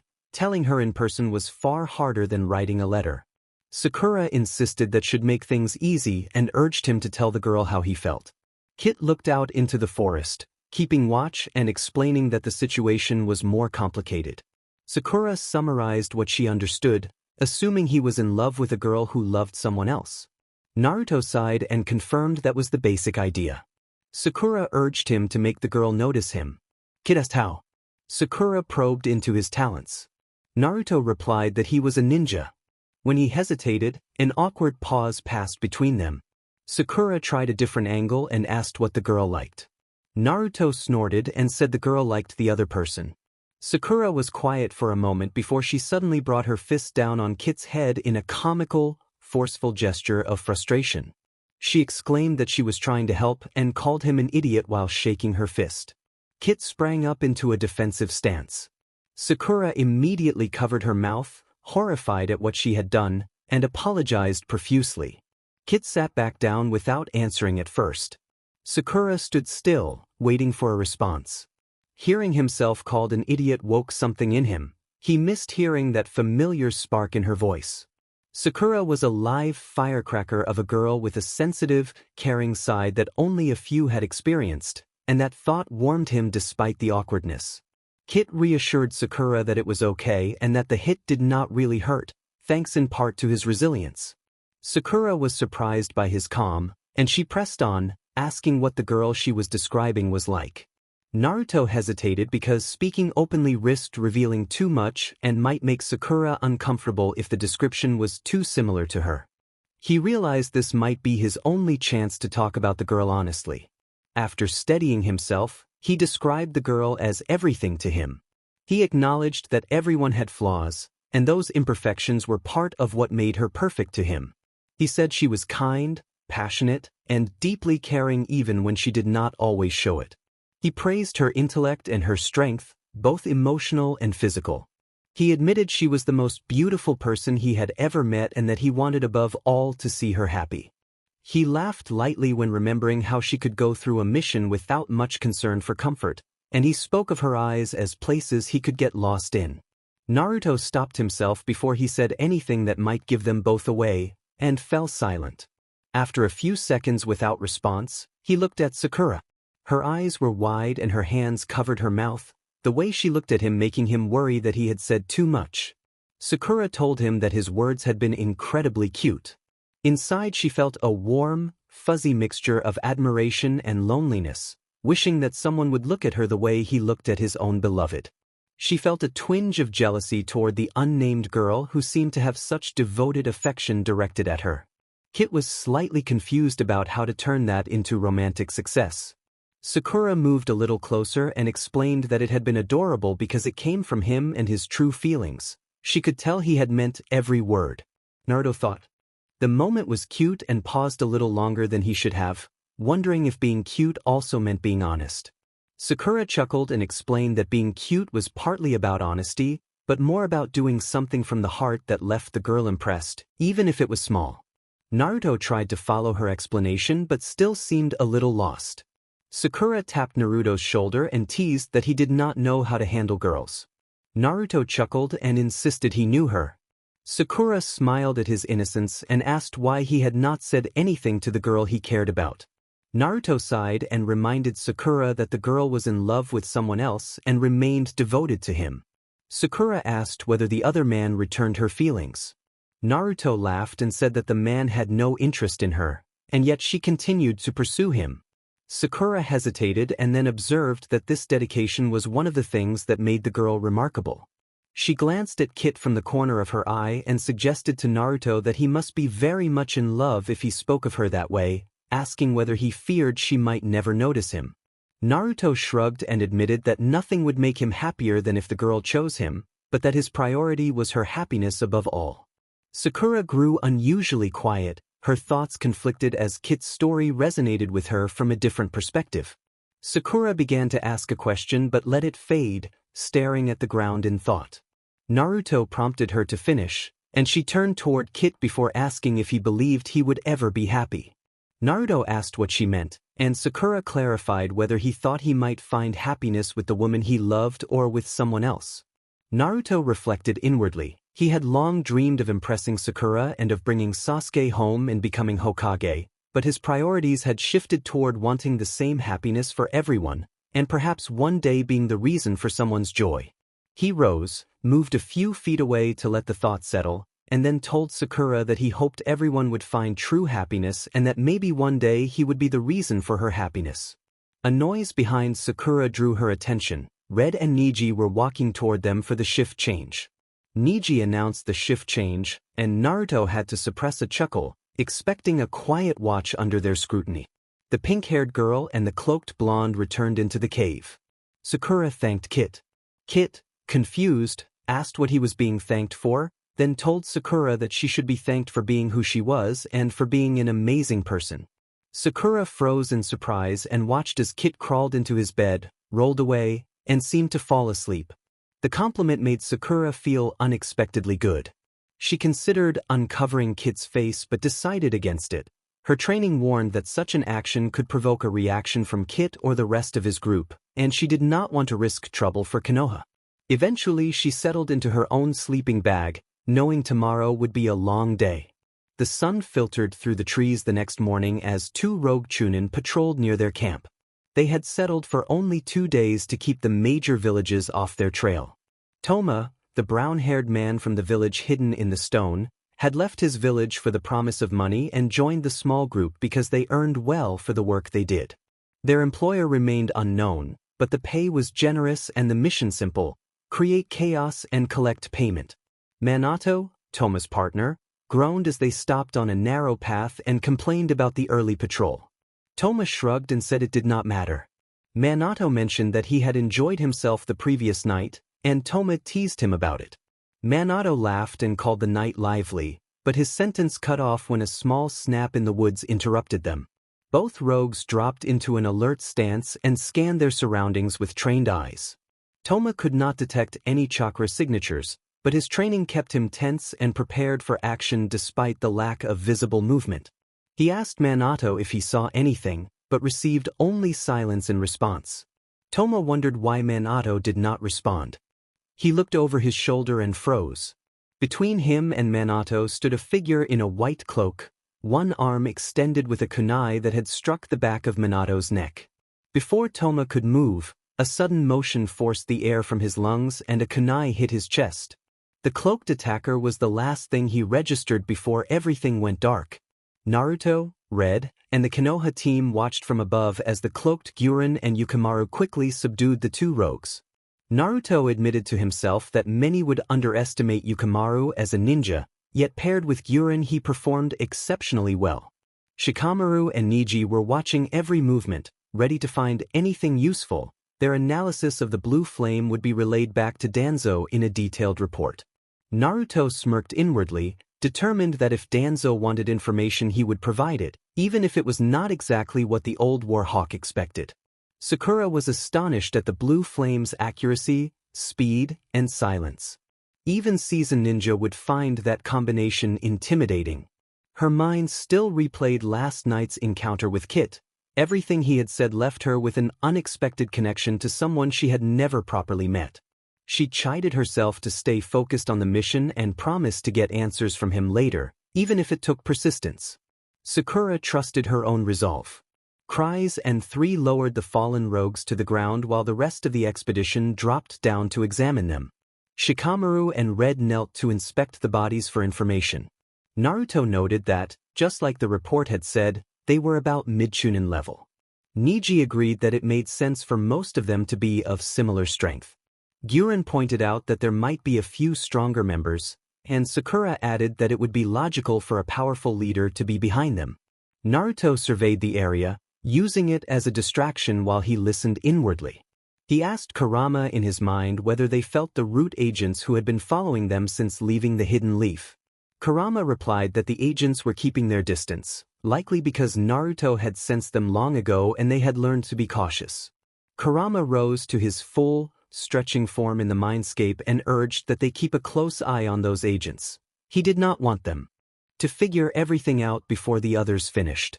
Naruto emerged from his thoughts as Sakura, Shikamaru, and Gyuren walked up.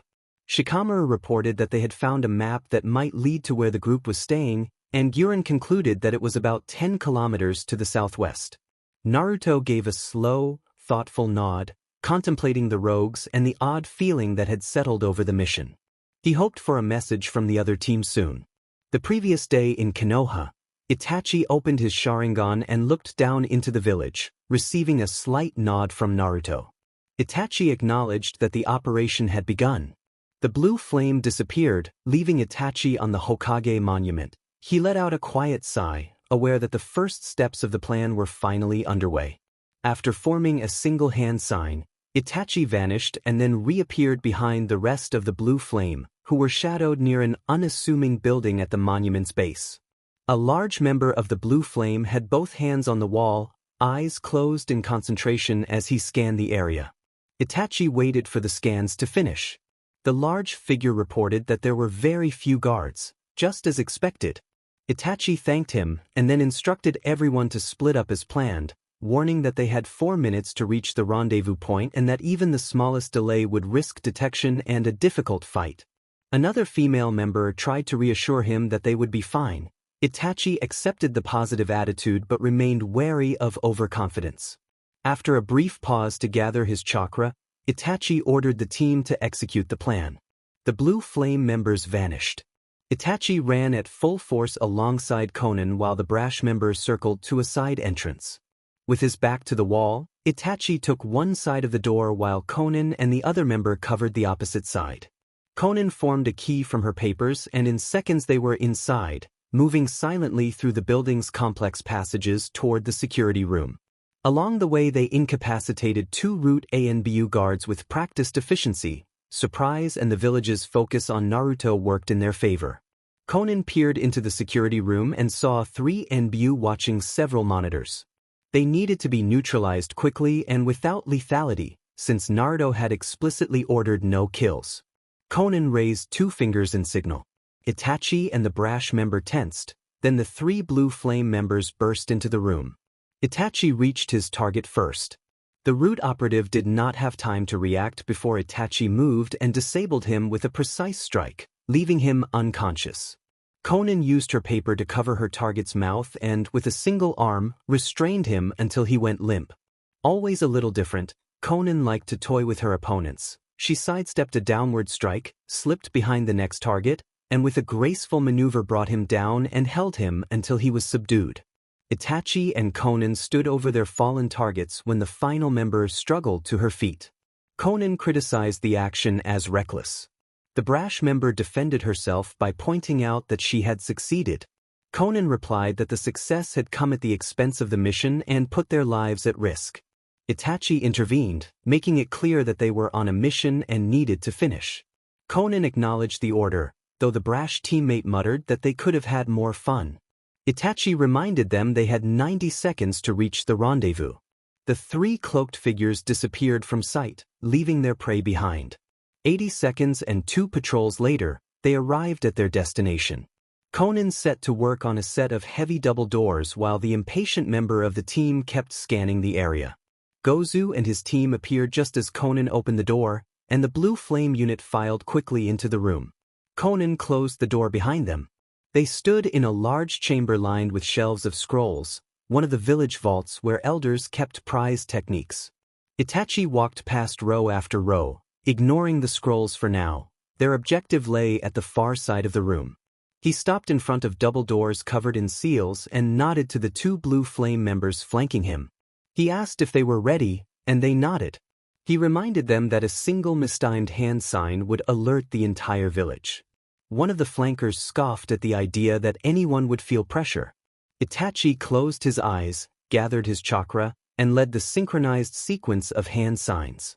The 3 members maintained the sequence for 30 tense seconds, an eternity for ninja who could not afford a mistake. When the final seal faded and the last layer of protection burned away, the doors unlocked and the blue flame let out a quiet collective sigh of relief. Itachi allowed himself a small smirk as he opened the double doors. Now, finally, they could proceed. The blue flame entered and everyone dispersed to carry out their assignments, each searching for specific scrolls that would accelerate their plans once returned to their intended holders. After a few minutes, Itachi sensed something slightly off and slipped out of the room without speaking.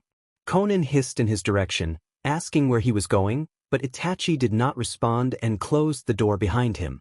One of the blue flame members suggested letting Itachi handle it, offering that it might be a random patrol, but the sudden absence left everyone a little uneasy. A few minutes later, Itachi returned. Conan asked where he had been. Itachi shrugged and said he had met an old friend. Even with hoods covering their faces, Itachi could tell the others were wide-eyed at that remark. One member shouted in alarm, asking if they had been discovered. Itachi chuckled lightly and clarified that the person had been invited. The rest exchanged confused looks over who could be so important. Itachi dismissed the distraction and reminded everyone that they needed to finish the mission Kit had assigned. They nodded and resumed gathering the requested items. 30 minutes later, the last of the required scrolls were secured into large bundles, which each blue flame member strapped to their backs. Itachi watched as his team double-checked their lists. Conan helped Gozu with his, since the big man struggled with small print. Half the battle was done. Now came the hard part, getting out of the village with some of its most sensitive treasures. If they succeeded, those scrolls would no longer be at Danzo's disposal. Itachi led the team toward the exit. In 5 minutes they would either be spotted by Leaf forces or well on their way to freedom.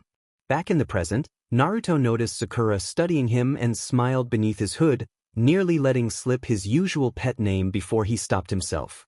Naruto then asked Sakura what she thought their next step should be.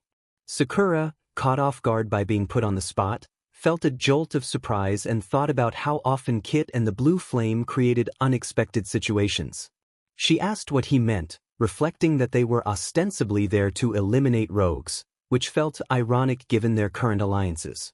Her life seemed full of such ironies, even when she did not always recognize them. Kit crossed his arms in mild irritation and explained that, yes, they were there to eliminate the rogues, but he wondered why those rogues were present in the first place and whether they were not at least a little curious. He looked to Sakura and Shikamaru, and the two-leaf ninja exchanged glances as they considered his question. The rest of the group had gathered and listened. Kit warned that no group of ninja would assemble in a place like this without a serious reason. Kiba suggested they might be looking for quick money from undefended settlements. Guren made a small snort under her hood. Naruto glanced at her and then asked the group what was in the region.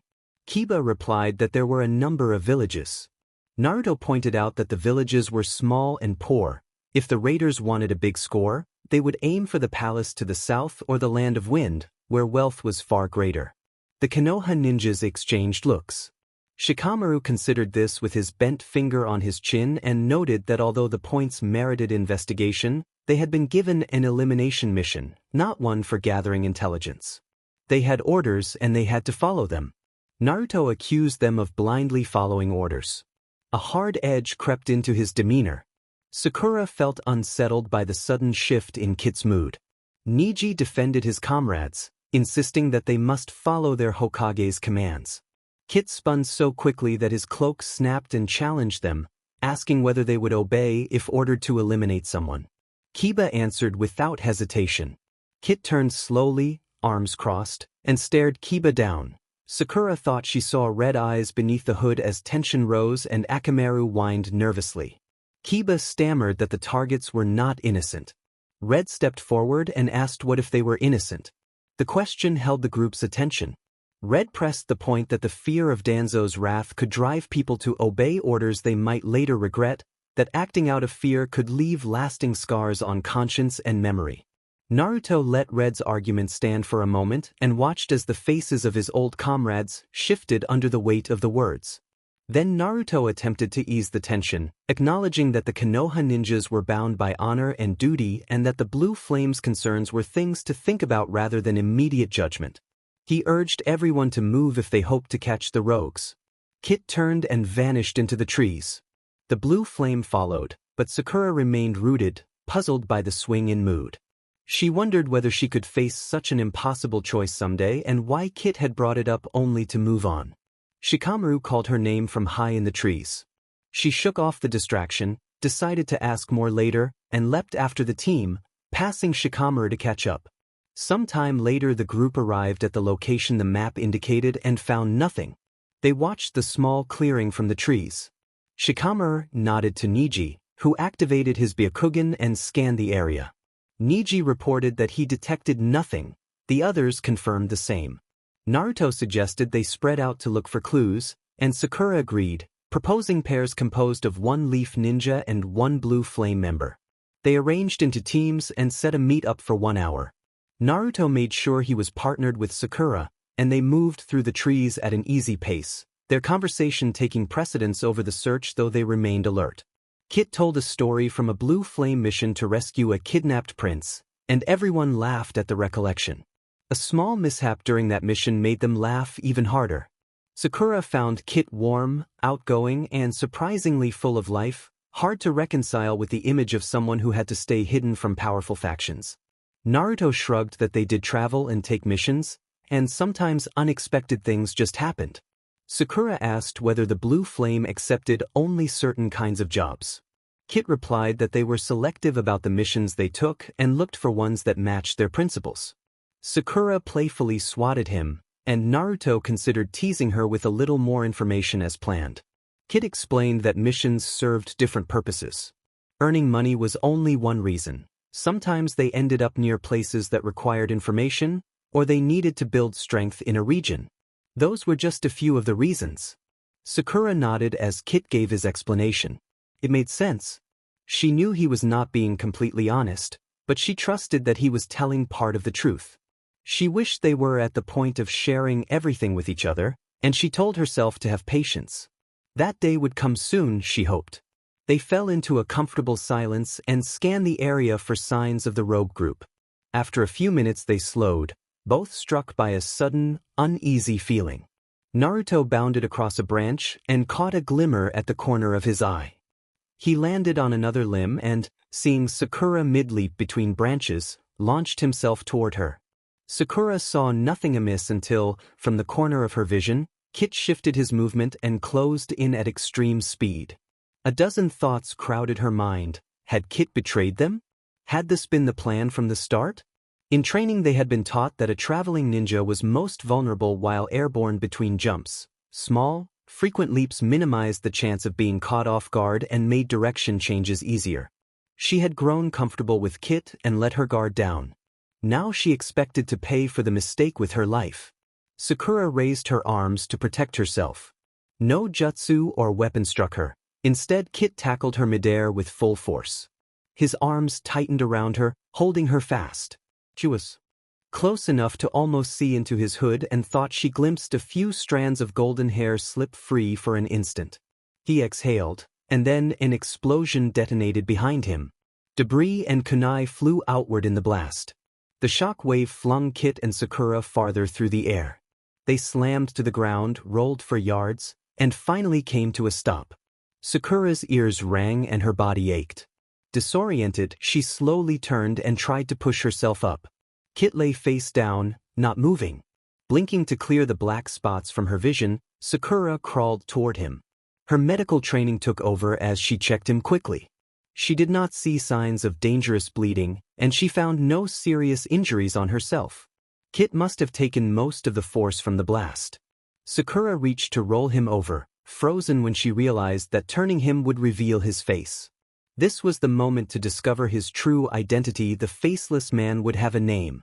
Should she betray the fragile trust she had in him and in the mysterious organization? Only moments before she had suspected him of betrayal, and yet he had saved her, a girl he barely knew. He had been willing to risk everything for her. Sakura stopped and, instead of rolling him, shook him. It was hardly the most medical approach, but she grew impatient. She shook him again and called out, asking if he was all right. When he did not move, she slammed her fist lightly against his head and demanded that he wake up, calling him an idiot. Kit started awake with a sharp inhale. Nearby, Naruto blinked the black spots from his own eyes and groaned. He felt a familiar presence of chakra surge through him and ease some of the pain.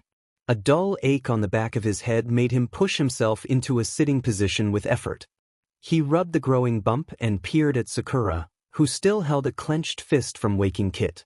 Kit, regaining his bearings, remarked that Sakura hit hard. Sakura narrowed her eyes and gave a sharp retort, growling her complaint about whatever Kit had said. Naruto, amused, imitated Kit's question and repeated it back to her in a teasing way, earning a brief, surprised apology from Sakura when she realized he had not been intimidated. Naruto rose unsteadily but faltered as his body protested. He began to fall until Sakura slipped an arm around him, steadying his frame with surprising strength. He looked down into her jade eyes and felt a small, grateful smile hidden beneath his hood. Sakura's steadiness was both gentle and firm, exactly what he needed in that moment. Naruto grunted his thanks. Sakura shook her head and replied that she was the one who should be thanking him, then bowed her head for a second before looking back toward the dark hood of Kit and acknowledging that he had saved her life. Naruto accepted the admission with a quiet, almost nonchalant agreement. Sakura watched him, impressed that someone who acted on instinct could be so selfless. She wondered what he might do for someone he truly cared about. Naruto, wincing from the pain, said that they had to head back. Naruto said they had to tell the others. Sakura, the pink-haired medic acting as a makeshift crutch, nodded in agreement. Using her weight, she guided herself and her new patient in the direction they had come. There was no point in searching further without backup. The traps would reveal the rogues' path, whether they were meant to slow pursuers or serve as additional security. Either way, the trail led back to the rogues' position, good for the team, bad for the rogues. Half an hour passed as the two made their way back. Even though they had taken their time exiting, they were moving slowly now. They would not make it back in time to meet the rest of their squads. They could only hope the teams would come looking for them. Until then, they enjoyed the quiet of the walk. Naruto was actually fine. Kurama had ensured that. He appreciated the small, physical reassurance from someone he had cared about for a long time, and Sakura, in turn, savored the closeness. A few times he signaled that he could walk on his own, but she refused to let him go. She wanted to be sure he was completely ready before he did anything strenuous, like confronting rogue ninjas. Kit, the hooded medic who had been serving as a walking stick, said their squads should be meeting up around that time. Naruto acknowledged this and asked Kit how long it might take for the teams to head their way. Sakura shrugged and said she did not think it would be long. She tended to be punctual. Naruto admitted he was usually early. Sakura explained that her old sensei had always been late, and she tried not to follow that example. Naruto joked that being fashionably late might have been an important lesson. Sakura laughed and replied that it was not, and that her training under Tsunade had shaped her more than anything. Naruto remarked that Sakura had made quite a name for herself. Sakura looked up at him in surprise and asked if she really was known. Naruto nodded and explained that rumors traveled through spy networks and on their travels. He described whispers about her strength and skill under Lady Tsunade, and he admitted that he had wanted to meet her to see if the rumors were true. Sakura was taken aback and flustered by the idea that someone would seek her out for that reason. Naruto said he could not wait to see her in action, and Sakura countered that she wanted to see him in action, offering a playful smile. Before Sakura could respond further, Kit suddenly stopped and looked in the direction they were walking. Kit warned that they were about to have company. Sakura went on high alert and asked whether it was their teams approaching. Kit answered with a single word, hide. In the blink of an eye, Sakura slipped into the nearest large bush and flattened herself to avoid detection. She moved so quickly that she did not notice where Kit had vanished to, but she assumed he had taken cover nearby. She slowed and quieted her breathing until it became almost inaudible despite her racing heart. Leaves rustled nearby. Sakura looked up and saw 4 sets of combat boots touch the ground just feet from her hiding spot. They were not Konoha's standard issue. A harsh-voiced member of the approaching group urged haste, warning that a ninja squad was approaching fast. Another voice wondered whether their trap had killed the targets, but the decision was simply to move before they were discovered. The 4 figures ran out of sight. Sakura breathed a quiet sigh of relief. She knew she could handle them, if necessary, but she needed those rogues alive to lead her back to the main group. She eased out of the bush, dusted herself off, and scanned the area for Kit. He was not where she had last seen him. Sakura called for Kit. She heard a soft noise behind her and turned to find Kit standing there. He had somehow moved without her noticing. Kit bent down, picked something up from the ground, and tucked it into a pouch at his thigh. Kit asked if she was okay. Sakura suddenly became acutely aware of how close he was when she looked up at the hood and the slivers of face lit by sunlight. She wondered briefly what his face might look like beneath the hood and felt a faint, unexpected flutter in her chest. She chastised herself for getting distracted and steadied her focus. Sakura asked how he had sensed the approaching rogues, admitting she had not seen them coming at all. Naruto gave a small, almost mischievous chuckle as they prepared to move on. Naruto told Sakura it was a secret, and both of them stared in surprise. He kicked himself for slipping into the old habit. He had been getting good at avoiding that familiar tone, because it could give him away, and he had let his guard down. Always and only for her. His careless slip could blow everything in an instant. Why did he have to be so reckless, especially around her? Sakura froze, a rush of memories crashing into her. He had used that name, no one had called her that since him. The realization brought a tangle of emotions. Tears gathered at the corners of her eyes just as movements sounded to their sides. Training took over and both of them were ready with kunai when 3 white-cloaked figures dropped from the treetops and came to a stop 10 feet away. Naruto relaxed when he recognized his teammates, and a moment later the Konoha ninja arrived. Red asked what had happened to him. Naruto rolled his eyes under his hood and said he had a run-in with a trap. Guren laughed and teased that he had lost. Naruto bristled at the teasing, a reaction rooted in old, stubborn pride. Sakura intervened and pointed out that he had saved her life, explaining that she had not seen it but that he had spotted a trap and put himself between her and an explosion. The blue flame took the comment in stride. The Konoha ninjas looked surprised. Guren draped an arm over Naruto's shoulders and teased him as they moved on. Naruto brushed off Guren's jab and redirected everyone's attention to their mission. He reported that he and Sakura had seen a few of the rogues pass by and suggested they follow. The smiles and smirks around him made it clear the team was ready. Naruto turned toward the direction the rogues had gone and led the group into the forest. The previous day in Konoha, Itachi watched closely as each member of his team double-checked their lists. Konan helped the large Gozu with the small print. The man could not read writing that small. Half the work was done. The difficult part remained, getting out of the village with the sensitive scrolls. Removing those scrolls would strike a heavy blow against the village leadership and keep them out of Danzo's hands. Itachi led the team to the door, calculating that in 5 minutes they would either be seen by leaf patrols or well on their way out. He raised his fist. A patrol would pass by in a few seconds and they needed to wait until it had gone. Silence held as the footsteps approached and then passed. Itachi counted the last seconds, then gave the single-handed signal. The door opened and the blue flame moved at top speed, retracing the route they had used to enter. Itachi estimated less than a 10% chance of being caught. Gozu murmured that someone was coming. At the crossway ahead, Itachi halted the team with a raised fist. A guard approached from the left, the very direction they needed to take. Choosing any other route would add precious time and increase the risk of detection. Itachi closed his eyes, gathered chakra, and as the guard stepped around the corner he activated his Mangekyo Sharingan. A subtle genjutsu lulled the guard into a sleep-like state against the wall. Konan rolled her eyes and asked why he had not warned them before doing that. Another member demanded to know if the guard had been killed.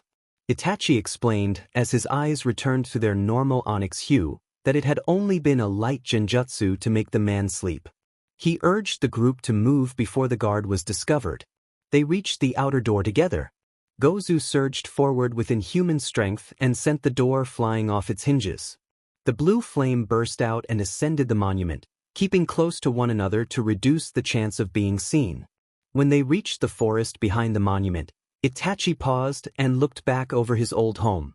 He had helped pull off what many nations only dreamed of, removing top-secret scrolls filled with jutsu, seals, and training methods intended for the hidden leaf or tied to families with only a few descendants left.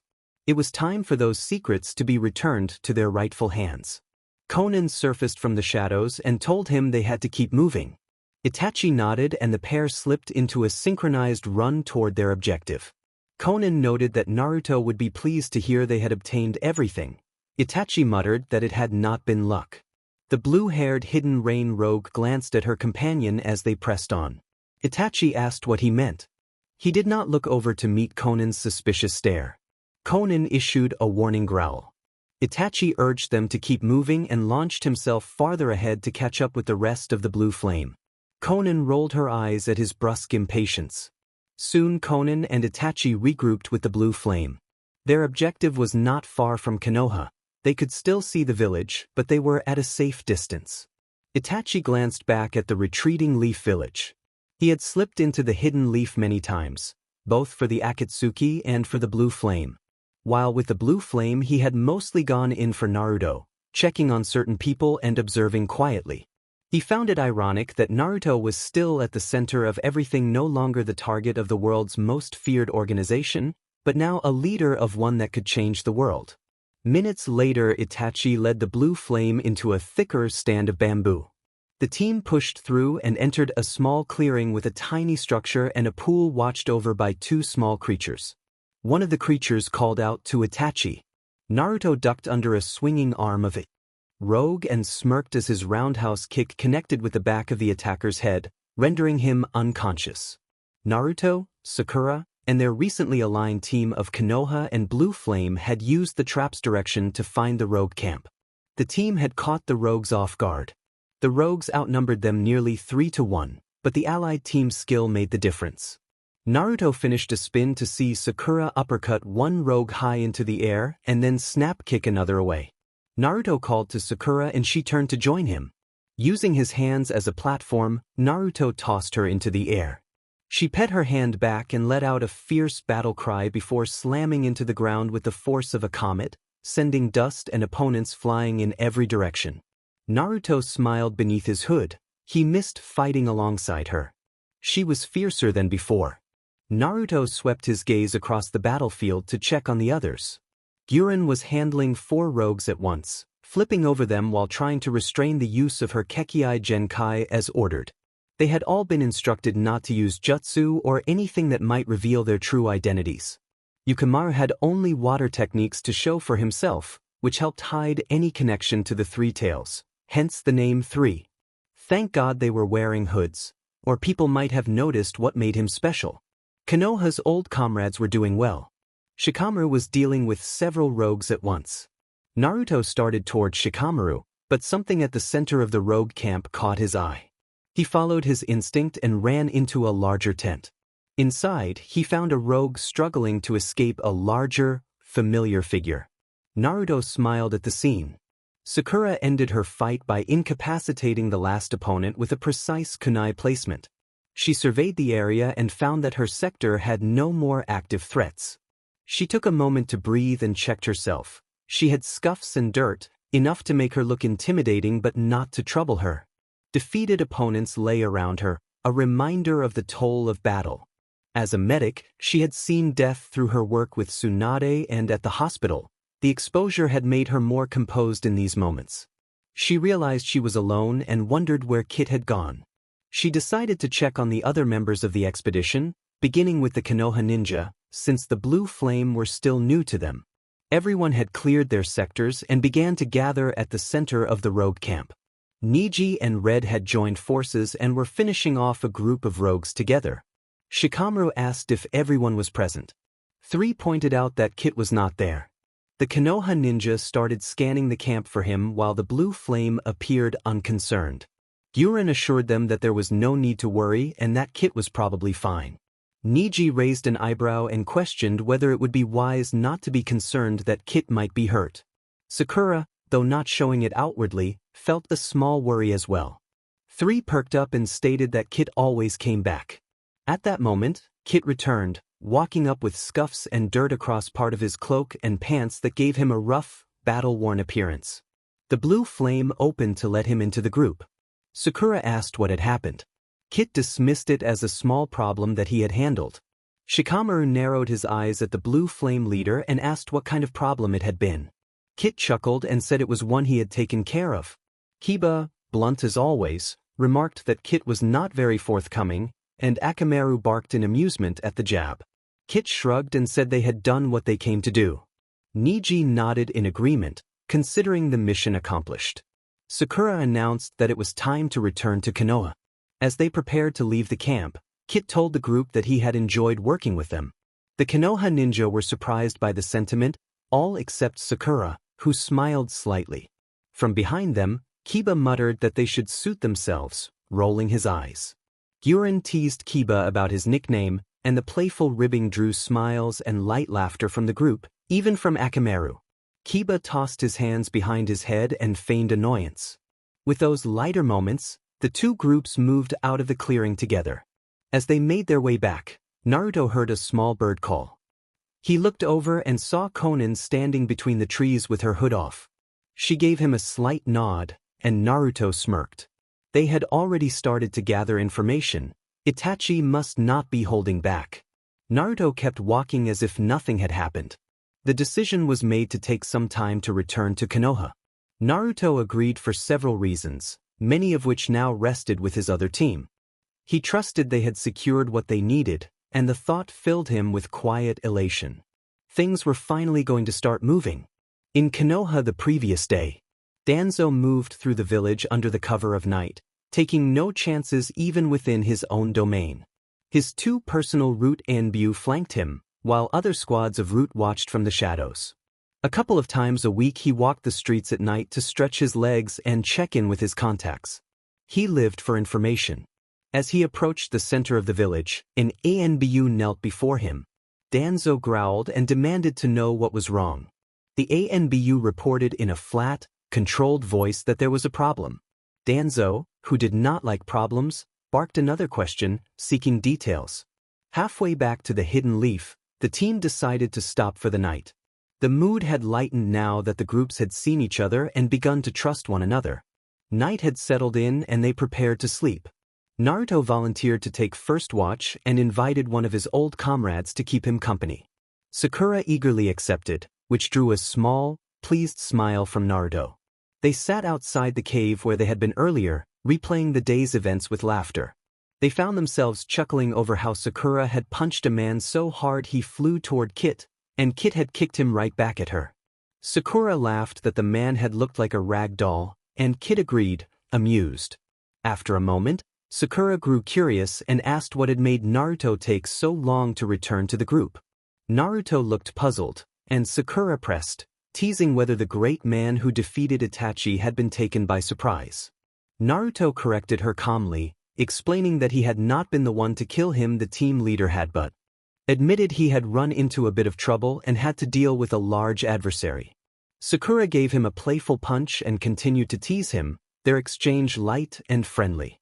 Miles away, in a small clearing with a single tree at its center, the remainder of the blue flame stood over the bound leader of the rogue group they had been tracking. The combined efforts of the other part of the blue flame and some Konoha ninja had left only this one survivor by design. Everyone focused on the leader, who sat tied, breathing heavily and sweating. Konan stood behind Itachi as he crouched before the captive. Itachi used his visual technique to probe for the information they needed. Konan's patience frayed as the process took longer than she wanted. The leader continued to defy them, stammering that he would not reveal anything. Itachi kept a steady composure and explained that he could not push the jutsu too far lest it damage the mind and destroy the information they sought. Konan urged him to hurry, reminding him they were on a clock. Itachi admitted the situation had become more complicated. The captive's mental defenses were weak, but something was blocking access, as if someone had anticipated this attempt. Itachi entered a powerful optical genjutsu, crafting a convincing dream where the captive might be led to trust and speak. As Itachi neared the point of uncovering the secret, a familiar block appeared and obstructed his progress. He struck it down, and in its defeat the block revealed its maker. The result confirmed a suspicion the group had harbored. Itachi closed the genjutsu and stepped back. The captive slumped into unconsciousness. Itachi announced that the discovery matched their expectations, and the members of the Blue Flame reacted with a mix of excitement and anger at the revelation. The previous day, Danzo moved briskly through the corridors of the village's most secure building. Passing through double doors guarded by ANBU, he proceeded to the room where important matters were handled, surrounded by personnel sifting through scrolls and evidence. He stopped before Ibiki and demanded a report. Ibiki informed him that there had been a break-in. Whoever had done it had been skilled. Guards had been incapacitated without lethal force, scrolls had been taken, and the perpetrators had vanished without leaving a trace or RSNG suspicion. Danzo snapped that they should be finding the culprits, not praising them, and he felt the sting of humiliation. Ibiki offered a respectful bow. An ANBU apologized to the Hokage, but Danzo ignored it and demanded to know what had been taken. Ibiki reported that a list would be ready soon, and ANBU presented a clipboard. Ibiki scanned the records of missing scrolls. Some were familiar, others were not. Danzo reached for the clipboard and began flipping through the pages. With every missing scroll his expression tightened. This was not a random theft. All the missing items were tied to the Uzumaki clan or the 4th Hokage master seals, sealing techniques, and jutsu created for, by, or entrusted to Konoha. They were all gone. Danzo trembled with rage and humiliation. The patterns snapped into focus for him. The involvement of the Blue Flame made the most sense. Whether or not they had committed the theft, this situation presented an opportunity. Danzo planned to detain the Blue Flame to extract answers and turn the crisis into leverage. He left silently to prepare, certain they would return and determined to be patient. Present time. Sakura yawned and stretched her arms as the watch drew to a close. She and Kit were nearing the end of their shift. Sakura still felt the wear of the fight. It had been long and exhausting, and she had pushed herself hard. She glanced at the hooded Kit, who sat relaxed with one arm draped over his knee, and wondered where he intended to go after the mission. Kit, the hooded vassal of the QB who was really Naruto Namikaze by birth, said that he needed to meet up with the rest of his comrades and that his plans after that were uncertain. Sakura suggested that he stay in the village and offered to ask the Hokage on his behalf, believing the Hokage would not object if Kit was willing to share certain information with them.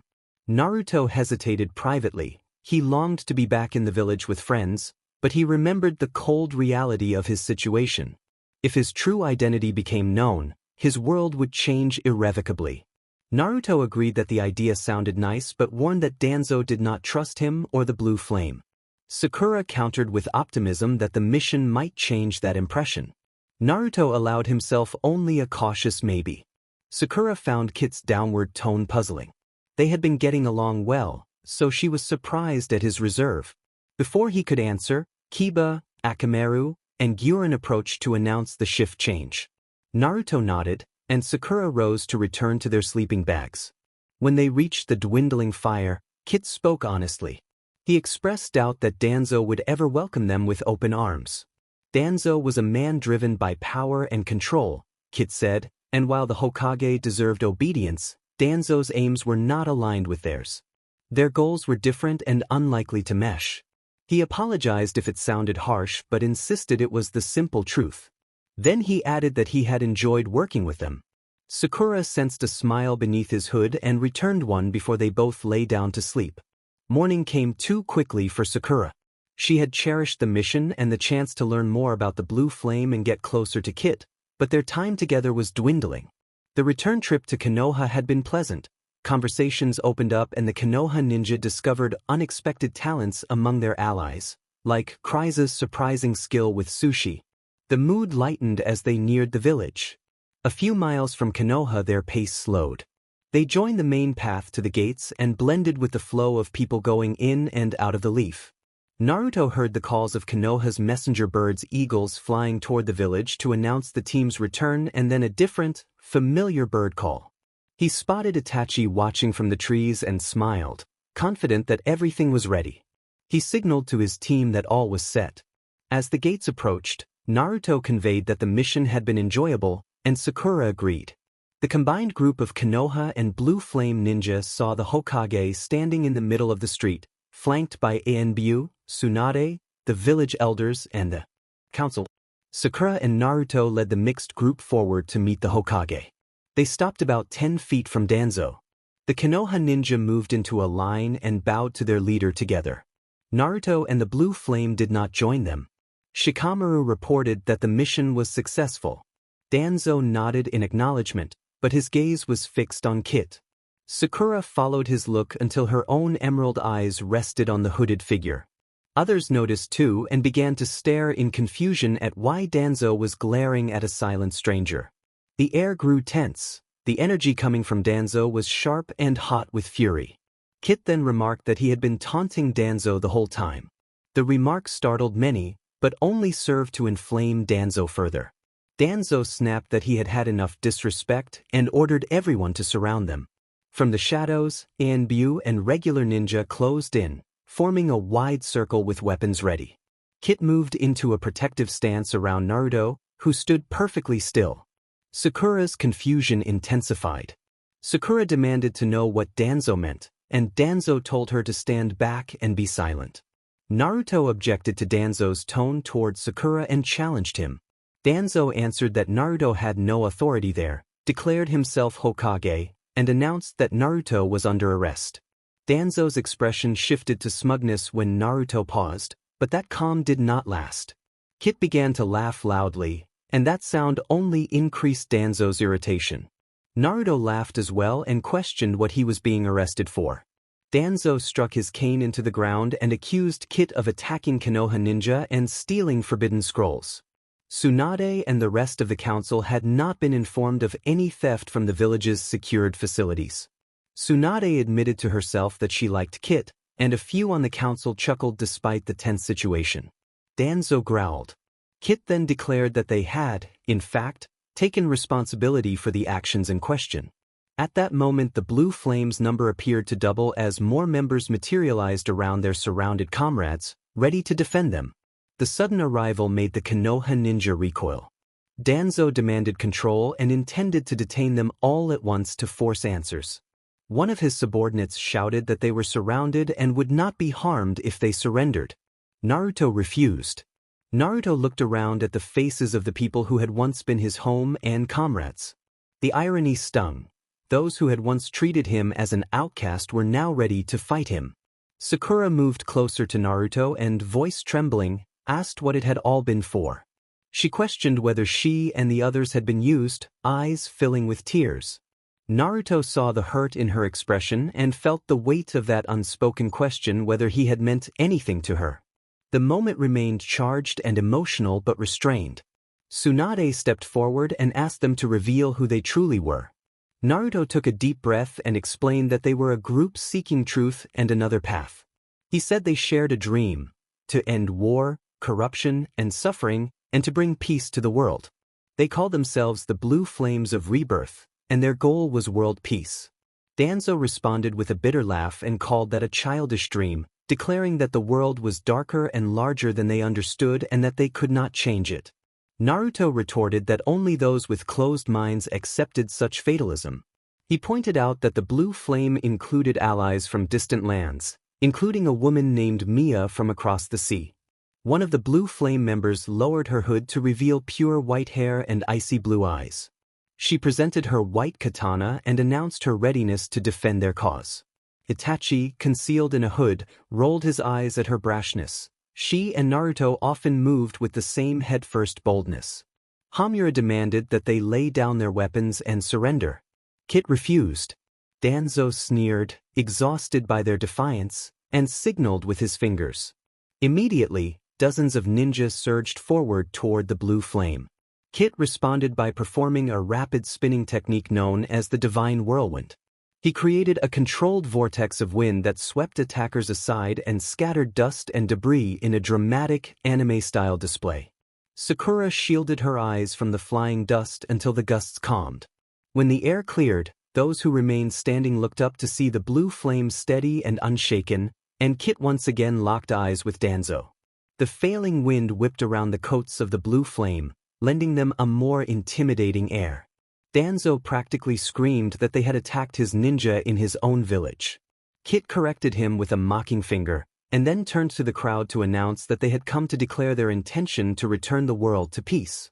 Kit stated that their idea was one the so-called leader dismissed as childish and impossible, but that the blue flame believed otherwise. Kit declared their aim to eliminate corruption and remove those who kept peace out of reach, those who whispered lies to keep people divided, and he named the Hokage as an example. Kit then spun on his heel and pointed directly at Danzo, and the crowd gasped. Sakura was stunned by what Kit was saying. Danzo went red with anger and began to speak, but Kit cut him off with a taunt. Kit insisted that he knew plenty about Danzo and accused him of operating in darkness, of being afraid of the light a leader should embrace, and said they had evidence. Kit claimed they had captured a leader of a band of rogues Danzo had apparently sent and that the captive had implicated Danzo. Danzo gripped his cane until the wood creaked, and those around him listened in alarm as Kit continued, calling Danzo evil and accusing him of using fear and intimidation to get what he wanted, questioning how he could hold the title of Hokage. Danzo erupted, screaming for silence and hurling insults, calling Kit a nameless, faceless, and villageless wannabe rogue ninja with no right to exist in their world. Kit turned his back to Danzo and let the words sink in. Danzo's attack hit deeper than Kit expected, a truth he felt but would not admit. Still, Kit resolved to prove Danzo wrong. Kit declared that Danzo was wrong and insisted that he did have a name. He reached up with both hands and lowered his hood. Sakura watched, eyes widening as bright, spiky blonde hair was revealed. As the hood fell the rest of the way, Kit slowly turned to face Danzo and revealed that his name was Naruto Namikaze. Gasps rose around them. For Sakura the world narrowed to a single figure, him. The person she had missed most stood before her, alive. A rush of conflicting emotions, relief, sorrow, disbelief, elation flooded through her, and tears sprang to her eyes. She had always been sure, deep down, that he was alive. Now he was here. Sakura took a hesitant step forward, and Naruto looked at her and greeted her with the pet name she knew so well. Overwhelmed, Sakura began to run toward him, but a hand stopped her. She had expected Danzo or an ANBU to restrain her. Instead it was her master, Tsunade, who was holding her back. Tsunade fought the same urge to step forward but signaled for restraint, reminding Sakura of the tense situation.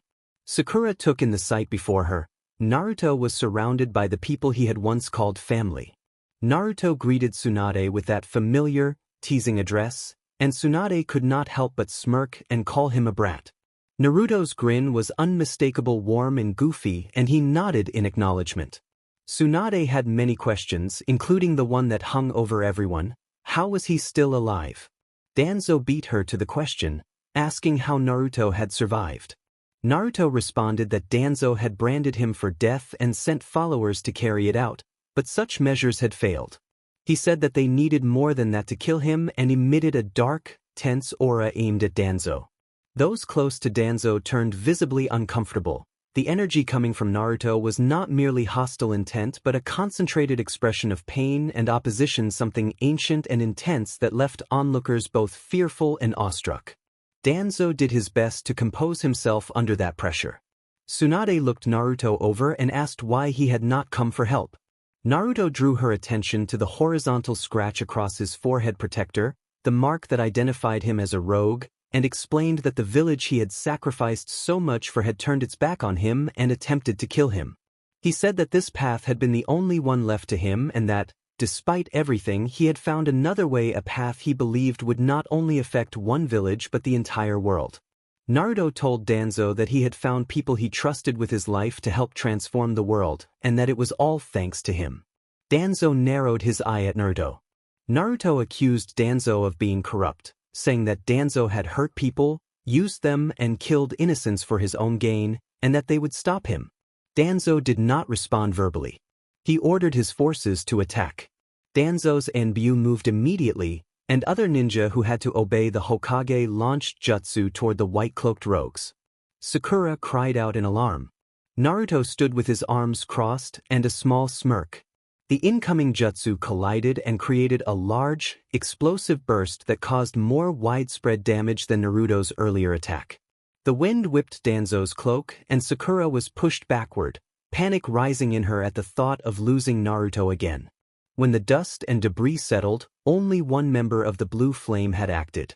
Guren, now with her hood down and her light blue hair visible, formed hand signs and produced a wall of thick pink crystal, stopping the barrage. She then made another hand sign and the crystal dissolved. Danzo registered shock at the woman's ability. Sakura was stunned to see Guren again. Naruto then addressed Danzo, saying they would not stay, that they had a world to change and that they were coming after him, and he thanked Danzo for the family scrolls. Naruto acknowledged the others. The members of the Blue Flame moved to surround their leader, each forming the ram hand sign. Naruto performed a rapid sequence of hand signs and then landed with the ram sign, glancing at Sakura and giving her a subtle wink. Danzo ordered his troops to go after them. Ninja leapt toward the rogues. Naruto had anticipated this and slammed his palm on the ground to perform a reverse summoning jutsu. A surge of steam erupted, sending the attacking ninja backward. When the smoke cleared, Sakura stared at the empty spot where Naruto had been and fell to her knees, overwhelmed with relief at his return. Two small toads stood before the group that had just appeared. One of the toads asked Naruto how it had gone. The Blue Flame lowered their hoods together, smiling at the success of their plan as toads from all around gathered for their triumphant return. Naruto reported that everything had gone according to plan. Later, Naruto lay on his back with his hands behind his head on a large leaf on Mount Mayaboku. A few hours earlier, he and the rest of the Blue Flame had pulled off the biggest heist the Hidden Leaf Village had seen since the theft of the Forbidden Scroll, which made him smile. All the scrolls they had taken had once belonged to his once great, now nearly extinct, clan. He had heard about some of them from Jiraiya and learned the rest when he and Itachi became allies. Naruto had always wanted world peace, not just for the ninja world but for everyone, including the tailed beasts. His family's scrolls could help with that. The blue flames of rebirth faced much hard work ahead. For now, they needed rest. They had been pushing themselves for months to prepare for the mission and had succeeded without anyone being seriously hurt or killed, which Naruto considered a victory. He reached down and pulled a three-pronged kunai from a leg pouch, twirling it on a single finger until he closed his hand around the handle. He kept his knowledge of his father's signature technique to himself. Sakura had not noticed anything when he had shown it once.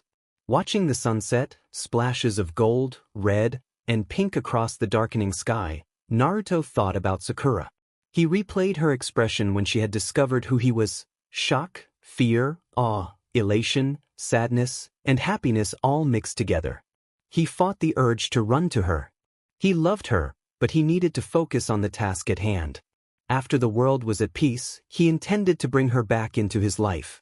He knew, to some extent, how she was faring. He had sent Itachi into Konoha on several occasions to scout and, when possible, check on Sakura without risking capture. Itachi had reported that Sakura was growing stronger and still searching for Sasuke, whom many believed to be dead, though now the world knew he was alive. Naruto regretted the pain he had caused her, even if unintentionally, and resolved to make it up to her. An idea crossed his mind, and he allowed himself a small, mischievous smirk. Minutes later he donned his blue flame cloak and walked out of the forest into the central village he had helped create, where toads of all sizes had come to live. Every color combination imaginable was found somewhere in the toad metropolis. Naruto greeted many of the toads as he made his way toward the large building near the center of the mini-village. He climbed to the second floor, took 2 turns down the corridor, and entered a large oval room lined with scrolls and maps. In the center of the room stood a table spread with a large map of the world. Mama and Papa Sage Toads occupied chairs at the table. Around it, most of the blue flame gathered, their attention fixed on the map. Yukimaru and the one they called Red were sitting in a corner playing a board game of their own invention, the rules known only to them. Itachi and Konan stood together in a deep conversation, working well as a team despite their occasional disagreements. Konan insisted that keeping the identities of those not yet discovered was their top priority. Itachi sighed and pointed out that Naruto had already revealed his identity to the Hokage, and Danzo did not know who else Naruto had recruited into the blue flame.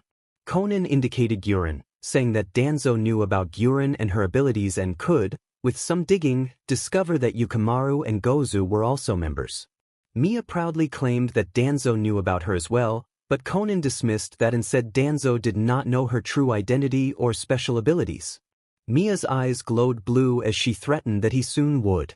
Naruto stepped in to calm the rising tension and argued that it did not matter if their enemies learned their names. At that moment everyone finally noticed Naruto's presence and turned to look at their leader. Konan countered that it did matter. She warned that if Danzo discovered who some of them were and where they came from, he would summon the other Kages and plan to capture or kill them. Naruto closed his eyes briefly, then opened them and looked around at the members of the blue flame. He acknowledged that, while he was their leader, he considered them equals. He reminded Konan that they had a formidable group: Konan herself, a former Akatsuki member, Itachi, one of the most powerful and intelligent ninjas to come from the Hidden Leaf and a member of the Uchiha clan, Mia, from the Land of Ice and one of its influential families, Guren with her special abilities, Gozu for his strength, Yukimaru for his power, Red, whose dojutsu made him a formidable presence, and Anko. Naruto described Anko as simply being Anko, trained under Orochimaru and hunted by Danzo because of that training. He spread his arms as if to show Konan all they had gathered in that room and emphasized that some of the best ninja in the world stood with them. Mama Toad praised Naruto and used a fond nickname. Anko protested from across the table when Naruto referred to her in passing. Naruto walked over to Konan and placed a hand on her shoulder, smiling down at her. He knew Konan meant well. She played a caring, tough-love mother role within the group and worried more than most.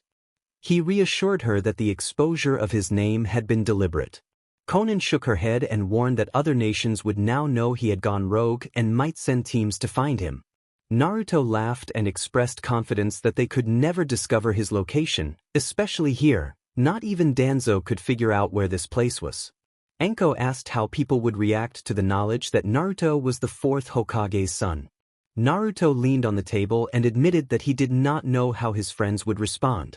He believed the council may not know his identity, though the village elders and Danzo must have known. He recalled that the third had known. Above all, Naruto said, the revelation of his heritage and their recent actions was a direct affront to Danzo, and Danzo would use everything at his disposal to strike back. Naruto declared that it would be them who would overthrow Danzo. He looked around at the faces of his companions, each with the same fire in their eyes he had seen at the start of their journey. That power, he believed, would change the world. Yukimaru wondered aloud what Konoha was saying about the situation, and Naruto smirked at the thought. Meanwhile, in Konoha, Danzo and the entire council had gathered for an emergency meeting. Tsunade sat among them. The council waited in silence around the table until Danzo finally began, his anger evident.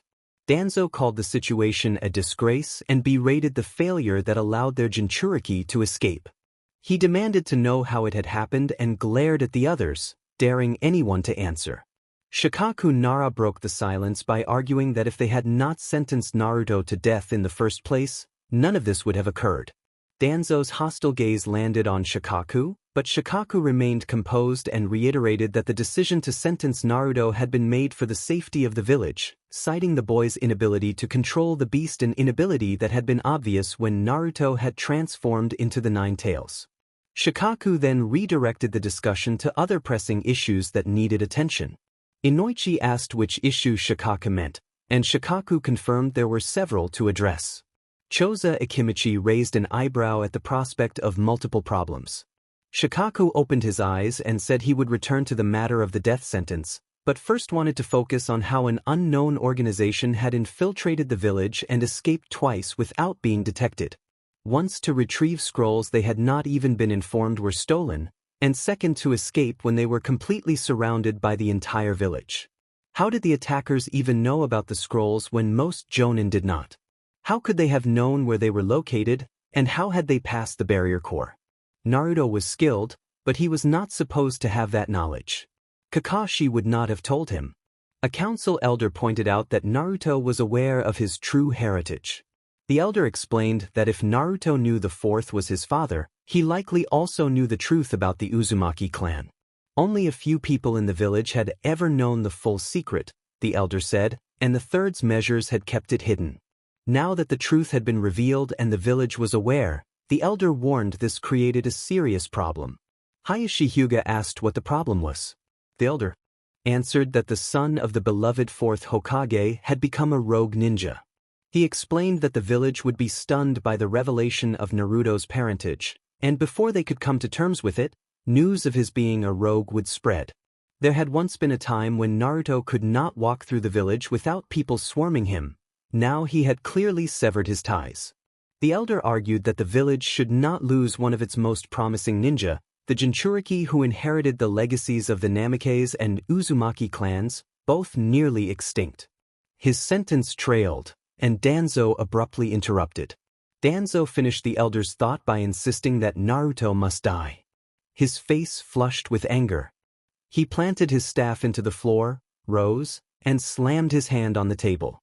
Danzo reminded the council that years ago they had decided the child's life posed a danger to the village and that his orders still stood. Naruto was to be captured and eliminated. Now that Naruto had revealed himself as a rogue, Danzo said, they needed to take him immediately. He warned that if Kumo or any other nation managed to capture Naruto, they could weaponize the Nine Tails against them.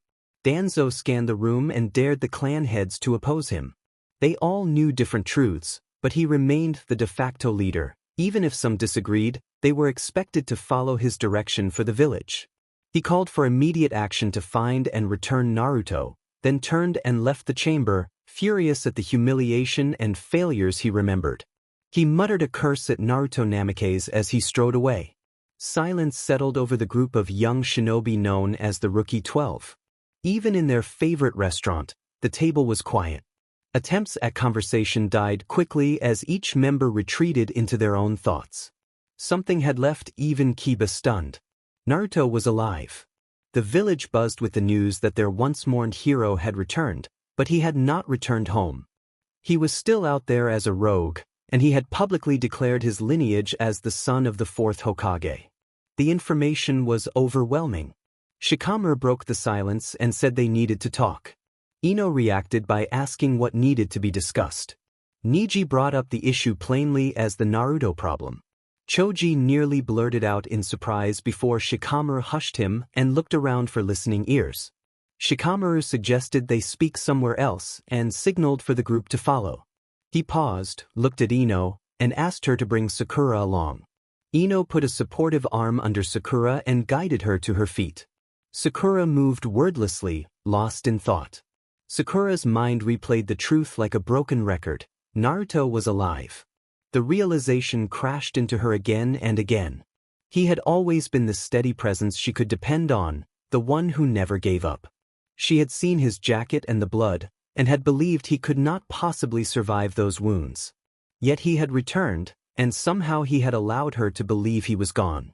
All the nights she had spent grieving, the tears and the sense of abandonment, those memories surged up now that the truth was known. He had been absent when she needed him, and the revelation of his return only complicated those old pains. Sakura could hardly accept it. Naruto was alive. The thought circled her mind until it overwhelmed everything else. She shook her head as if she could force her thoughts to line up properly and looked around. She had been walking without noticing. Who had guided her here? No.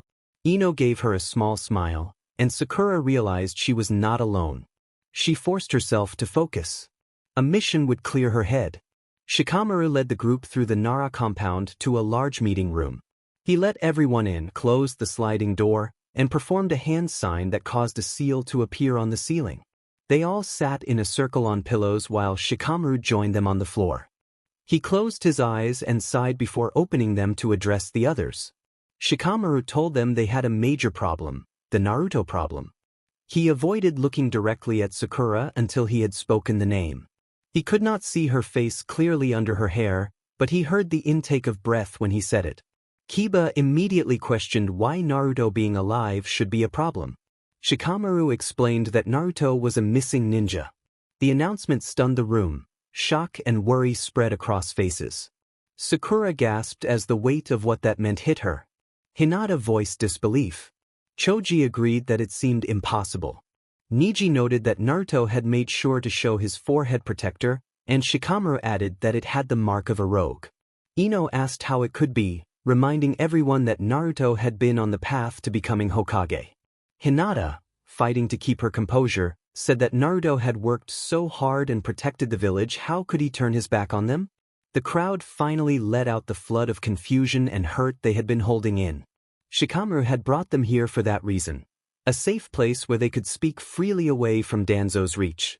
The room's seal protected their conversation. Niji agreed something was wrong. Ino asked why Naruto would choose to be rogue.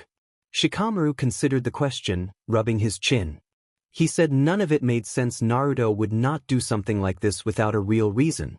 He suggested Naruto must have uncovered something or been told something that turned him against the village. Hinata wondered what could be so terrible to drive Naruto away from his dreams and friends. Shikamaru glanced at Sakura, expecting her to join the discussion, but she kept her head lowered. Niji pointed out that Naruto was now targeting Danzo. The news rippled through the group with fresh astonishment. After several tense moments, Sakura spoke, her voice a mixture of pain, confusion, and disbelief. She slowly lifted her head so everyone could see the tears running down her face. She said Naruto was alive, that he was a rogue, and that he wanted to overthrow Danzo. She said he had let them believe he was dead and had put them through misery by disappearing. He had become an enemy of Konoha and marked for death. Sakura said she wanted to believe it was all a mistake or some sort of identity confusion, but it was not. It had been him. She felt betrayed that he had not come to them for help. He had left them to think he was gone. Shikamaru cut in sharply to stop her before she said more that she might later regret. Sakura flinched and lowered her head again, shoulders trembling and fists clenched. Ino reached out, trying to hold Shikamaru back, but he had to step in. He had always been wary of the change in Sakura since Naruto's trip with his mentor. She had changed, and so had Naruto, but Sakura still saw him in her own way. Shikamaru sighed and reminded them that Naruto would not make such a move without a real cause. Even someone reckless like Naruto would need a reason for this kind of defection. According to what they knew, that reason involved Danzo. None of them liked Danzo's methods, but he was their Hokage. Naruto likely did not approach any of them out of fear that involving friends would put them at risk. Instead, he had sought out people who had been rejected by society. Shikamaru pointed out that those outsiders had not attacked Konoha. Naruto appeared to have become their leader, which explained why they had remained out of sight for so long until they broke in and stole a number of scrolls. Shikamaru reminded them that this was their Naruto, someone who could be fiercely loyal but also driven to extreme measures when he believed something important was at stake. The situation left everyone tense and uncertain, each person wrestling with the same difficult questions about loyalty, truth, and what they ought to do next. He always had something up his sleeve. Choji asked Shikamaru what they were going to do. The Nara heir turned to Sakura and asked for her opinion.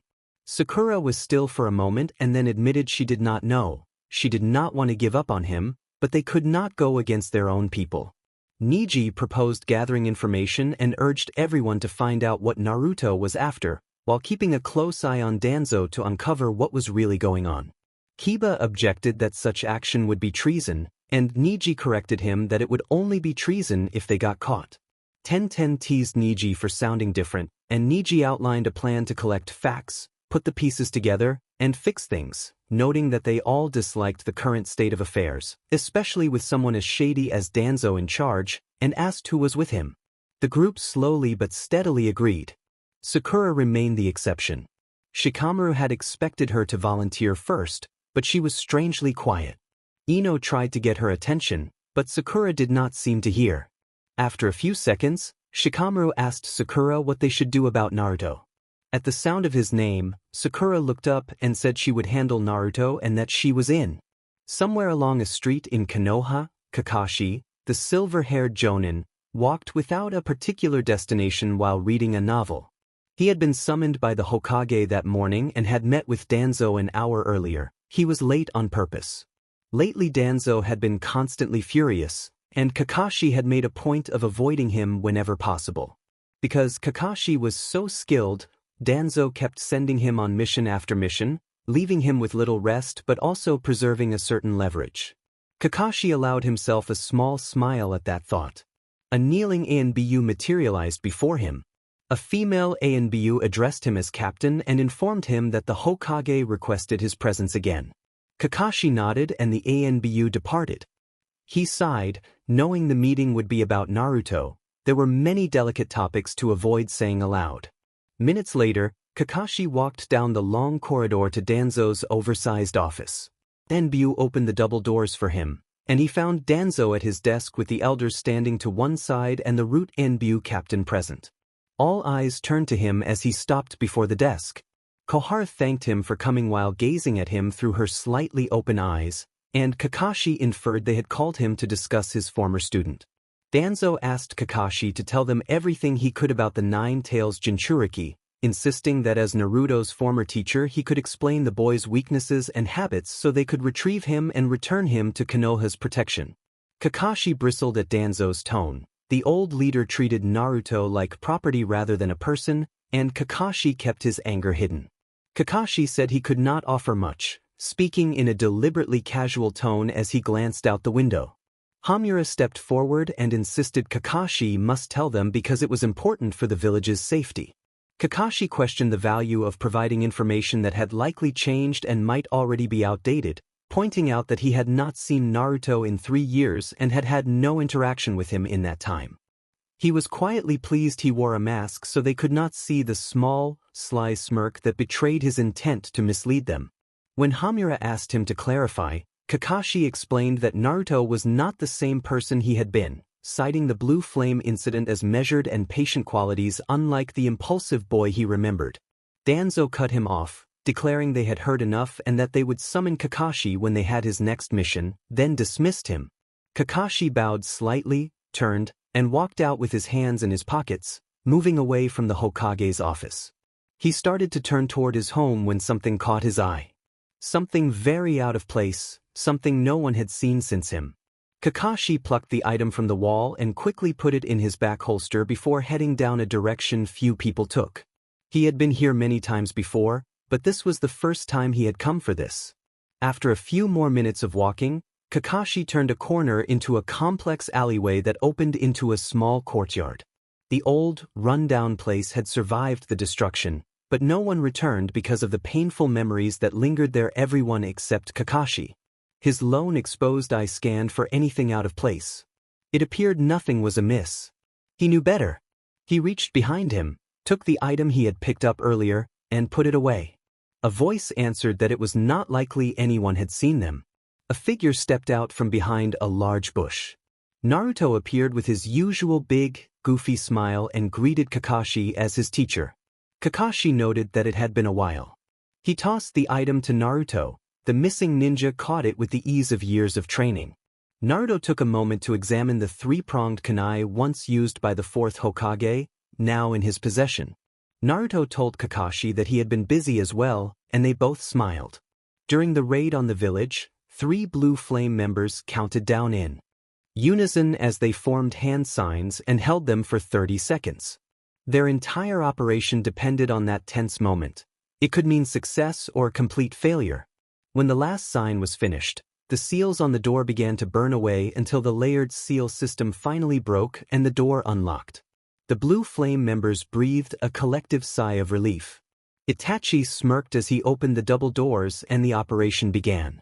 The Blue Flame entered the room and dispersed to carry out their assigned tasks, each searching for a set of scrolls that would accelerate their plans once returned to their rightful owner. A few minutes later, Itachi felt something off. It could have been dismissed as nerves, but he knew better. He left the room quietly. Konan noticed and hissed at him, asking where he was going, but Itachi did not answer and closed the door behind him. He moved up the corridor. Another patrol was not due for 2 minutes. He had time. As he prepared to turn down another hallway, someone asked if he was supposed to be with his team. Itachi stopped and watched a figure disengage from the wall. Light revealed Kakashi holding a small paperback. Kakashi put the book away and approached. The two stared at each other for a long moment. Itachi asked whether everything was in place. Kakashi confirmed that the plan had gone as intended. The illusion technique had worked and the scrolls had been moved into the same room the previous day. Itachi asked if Danzo expected him.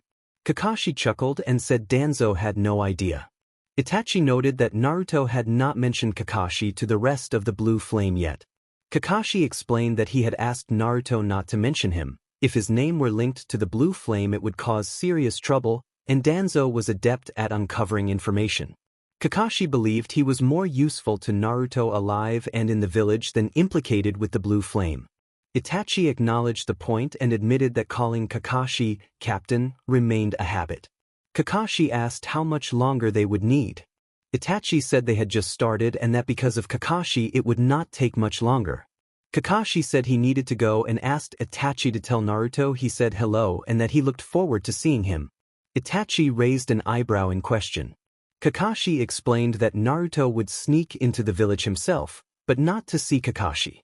With that, Kakashi turned and disappeared around a corner. Later, Kakashi asked Naruto whether there was any reason he would risk being captured by sneaking into the village that was trying to find him. Kakashi already suspected the answer but wanted Naruto to voice it.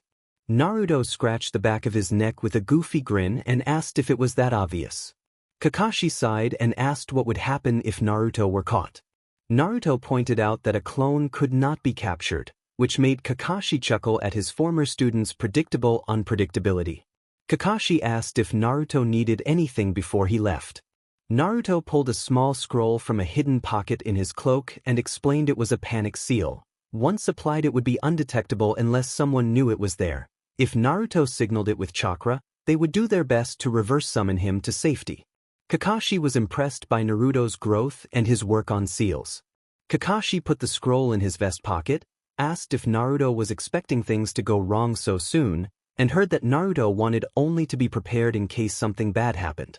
Kakashi stepped forward and placed his hand on the shoulder of his former student, now a rogue ninja. Kakashi told Naruto that he was proud of everything he had done and that Naruto's father would have felt the same. Naruto was surprised by the sudden seriousness of the conversation. After a moment he smiled and thanked Kakashi. Sakura opened her kitchen window and breathed in the sweet, fresh wind that flowed into her apartment. She watched the last sliver of sunlight fade under the gathering darkness. Even the moon's reflected light seemed blotted out, and the thought struck her as fitting. Even the brightest things in life could be overtaken by shadow. Especially in her life. Sasuke. And now Naruto.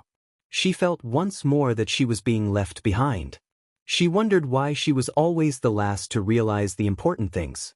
She had worked and trained so hard to keep up with the prodigy and the one they called the underdog, and yet both had moved ahead of her. Both were part of powerful organizations. One of them was going to change the world. It felt as if the world were testing her, forcing her to choose who she cared for most. Her head ached with the weight of it all. She needed a shower. In the bathroom she stripped, turned on the water, and checked her reflection. Training with Tsunade had changed her, but at her core she was still the same Sakura. When the steam kissed her skin, she stepped into the shower and let the water wash over her. After she dried off and dressed in a light pink shirt and dark pink pants, she used the last bit of her towel on her hair and walked into the front room. She sensed someone in the apartment only when she was nearly face to face with the figure standing there. She froze. The man turned to look at her. Naruto smiled and greeted her. The air went out of the room, as if the distance between them had shrunk from 20 feet to 2. He leaned against her kitchen counter, arms crossed, wearing the blue cloak with the hood down and his long, spiky hair loose. Sakura stood motionless, towel in hand, trying to decide if she should pinch herself. Was this a dream? A genjutsu? It did not seem like it. Naruto was alive, and he was in her kitchen. Sakura whispered that it could not be, asking if it was really him in a voice so soft she feared breaking the spell. Naruto smiled and said that it had been a long time. At that, everything she had been holding in since that fateful day rushed back, raw and immediate. Her instincts took over. She moved with force, rushing forward with a punch aimed squarely at him. Naruto reacted on instinct and through training. He had learned to move quickly and decisively. He reached into his leg pouch and launched a kunai as a feint to distract her. The weapon flew past her, and in the same instant Naruto slipped away. Sakura felt hands on her arm and head, a hold that stopped her forward motion. The placement and timing reminded him of their earliest missions together. Sakura was stunned at how rapidly he had moved behind her.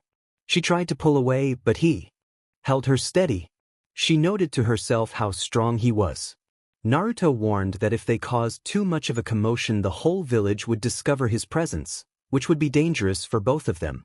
At his calm, measured words, Sakura began to relax. His voice was familiar but deeper, and it steadied her. She allowed herself a small nod and agreed to talk. He loosened his hold and stepped back. Sakura straightened and took him in, noticing how much taller he seemed. She observed his unchanged eyes, like an ocean in which she could get lost. His hair, grown to a mature length that reminded her of his heritage. The faint whisker marks on his cheeks, now a touch more pronounced. The subtler angles of a face that marked his years. He looked older, but the core of him remained. Naruto returned her look, taking in how she had changed. He thought that she had become more beautiful than he remembered. Her unique colored hair had grown out to just past her shoulders. Sometimes during missions she tied it back in a ponytail, for now she let it hang naturally. She had grown and matured since they'd last met. Those eyes were as striking as ever, a bit darker than Naruto remembered, which he chalked up to how often Sakura let herself cry. He felt a familiar sadness at the thought, but in that moment he was the happiest man alive. The two ninja moved toward Sakura's couch, led by the medic herself. Sakura sat, and Naruto took in her apartment. It was simple and practical, the home of someone who was rarely there. There were no plants and only a few pictures on the light pink walls, the white drapes drawn so they would not be seen. Naruto's attention fell on a photograph on a side table beneath a small lamp. He walked around Sakura to reach it. She did not stop him. She knew he would find it. Naruto picked the frame up slowly. It was a picture of Team 7 back when they had all been together, including Sasuke. Naruto observed that the photo was from a long time ago and could hardly believe she had kept it. Sakura nodded from the couch and acknowledged that it was from the good old days. Even Naruto could tell she felt awkward. There were many things they had left unsaid, and he sensed that those words were about to pour out. He laughed softly at her choice of words and replaced the picture where he had found it, bracing himself for the scolding he expected. Instead of anger, a heavy silence filled the room, and then a sound he knew well: Sakura crying. Naruto's instincts sprang into motion. Sakura first. He turned to find her standing, her head bowed and shoulders shaking. Naruto called her by her nickname in concern and reached out, intending to place a hand on her shoulder. Before he could, Sakura looked up, tears streaming down her face. She demanded to know how he could have left her, her voice breaking with pain. She struck his chest with clenched fists, each blow matching an accusation, leaving her behind, letting her believe he was dead, disappearing to unknown places, and now returning while endangering others. Each accusation landed harder than the last. The barrage broke her composure. Sakura suddenly collapsed into Naruto's arms and began to wail, burying her face in his chest. He almost stumbled under her weight, unprepared for this small, human moment. He stood frozen for a breath, then yielded to instinct and wrapped his arms around her in comfort. Naruto, uncertain and awkward with such intimacy, offered a clumsy half-hug and gentle pats to her back. Sakura continued to cry into him while he stayed still, grateful for the small physical connection between them. The next morning brought crisp air, thick mist, and a rising sun. 4 figures bounded off a high branch in the trees. The figure in front had longish black hair spiked at the back. Sasuke led Team Taka toward the sunrise. An annoyed growl from the rear came from Suigetsu, who wondered where they were headed. Karin, fiery and protective of her leader, snapped at him to be quiet and not to question Sasuke. Sasuke remained stoic, eyes narrowed as they approached a lone temple in the middle of a forest clearing. The team landed at the clearing's edge. Nature had begun reclaiming the old stone building. Suigetsu, bored, asked what might be there. Before Karin could scold him, Sasuke explained that it was an ancient Uchiha meeting place and suggested it might hold something that would help them capture the 9 tails. A small, confident smirk crossed his face. Naruto sighed deeply while rubbing his temple. It was rare for him to get headaches because of his companion, but this particular headache was being caused by more than one hard-headed member of the Blue Flame. They were once again in their meeting room. For once, Konan and Anko were on the same page and thinking the same thing. When that happened, it became difficult to get anything done or to convince the 2 women of anything else. Anko loudly declared that it was a crazy idea. The blue-haired rogue supported her, adding that it was a suicidal mission. Naruto needed their agreement and demanded to know what was wrong with his plan. Anko enumerated the problems. First, Naruto, a presumed dead Jinchuriki now alive with a capture on-site order, wanted to go personally. Second, he planned to travel to the Land of Lightning, straight into Kumogakure. Third, he intended to seek out the brother of the Raikage. Anko emphasized how insane that combination sounded and asked why they had to undertake the mission. Konan nodded in agreement the entire time, keeping her eyes on Naruto for his response. Naruto forced himself to be straightforward. He explained that without this man, none of their plans would work. That statement tightened the features of both Konan and Anko. Their expressions turned serious. Mia, however, remained unconvinced and asked why they needed him. Naruto understood a little better why Itachi was often sighing around people. They were not grasping the point. He sighed, stood to his full height, placed his hands behind his back, and walked to the window to look over the toad-built city village.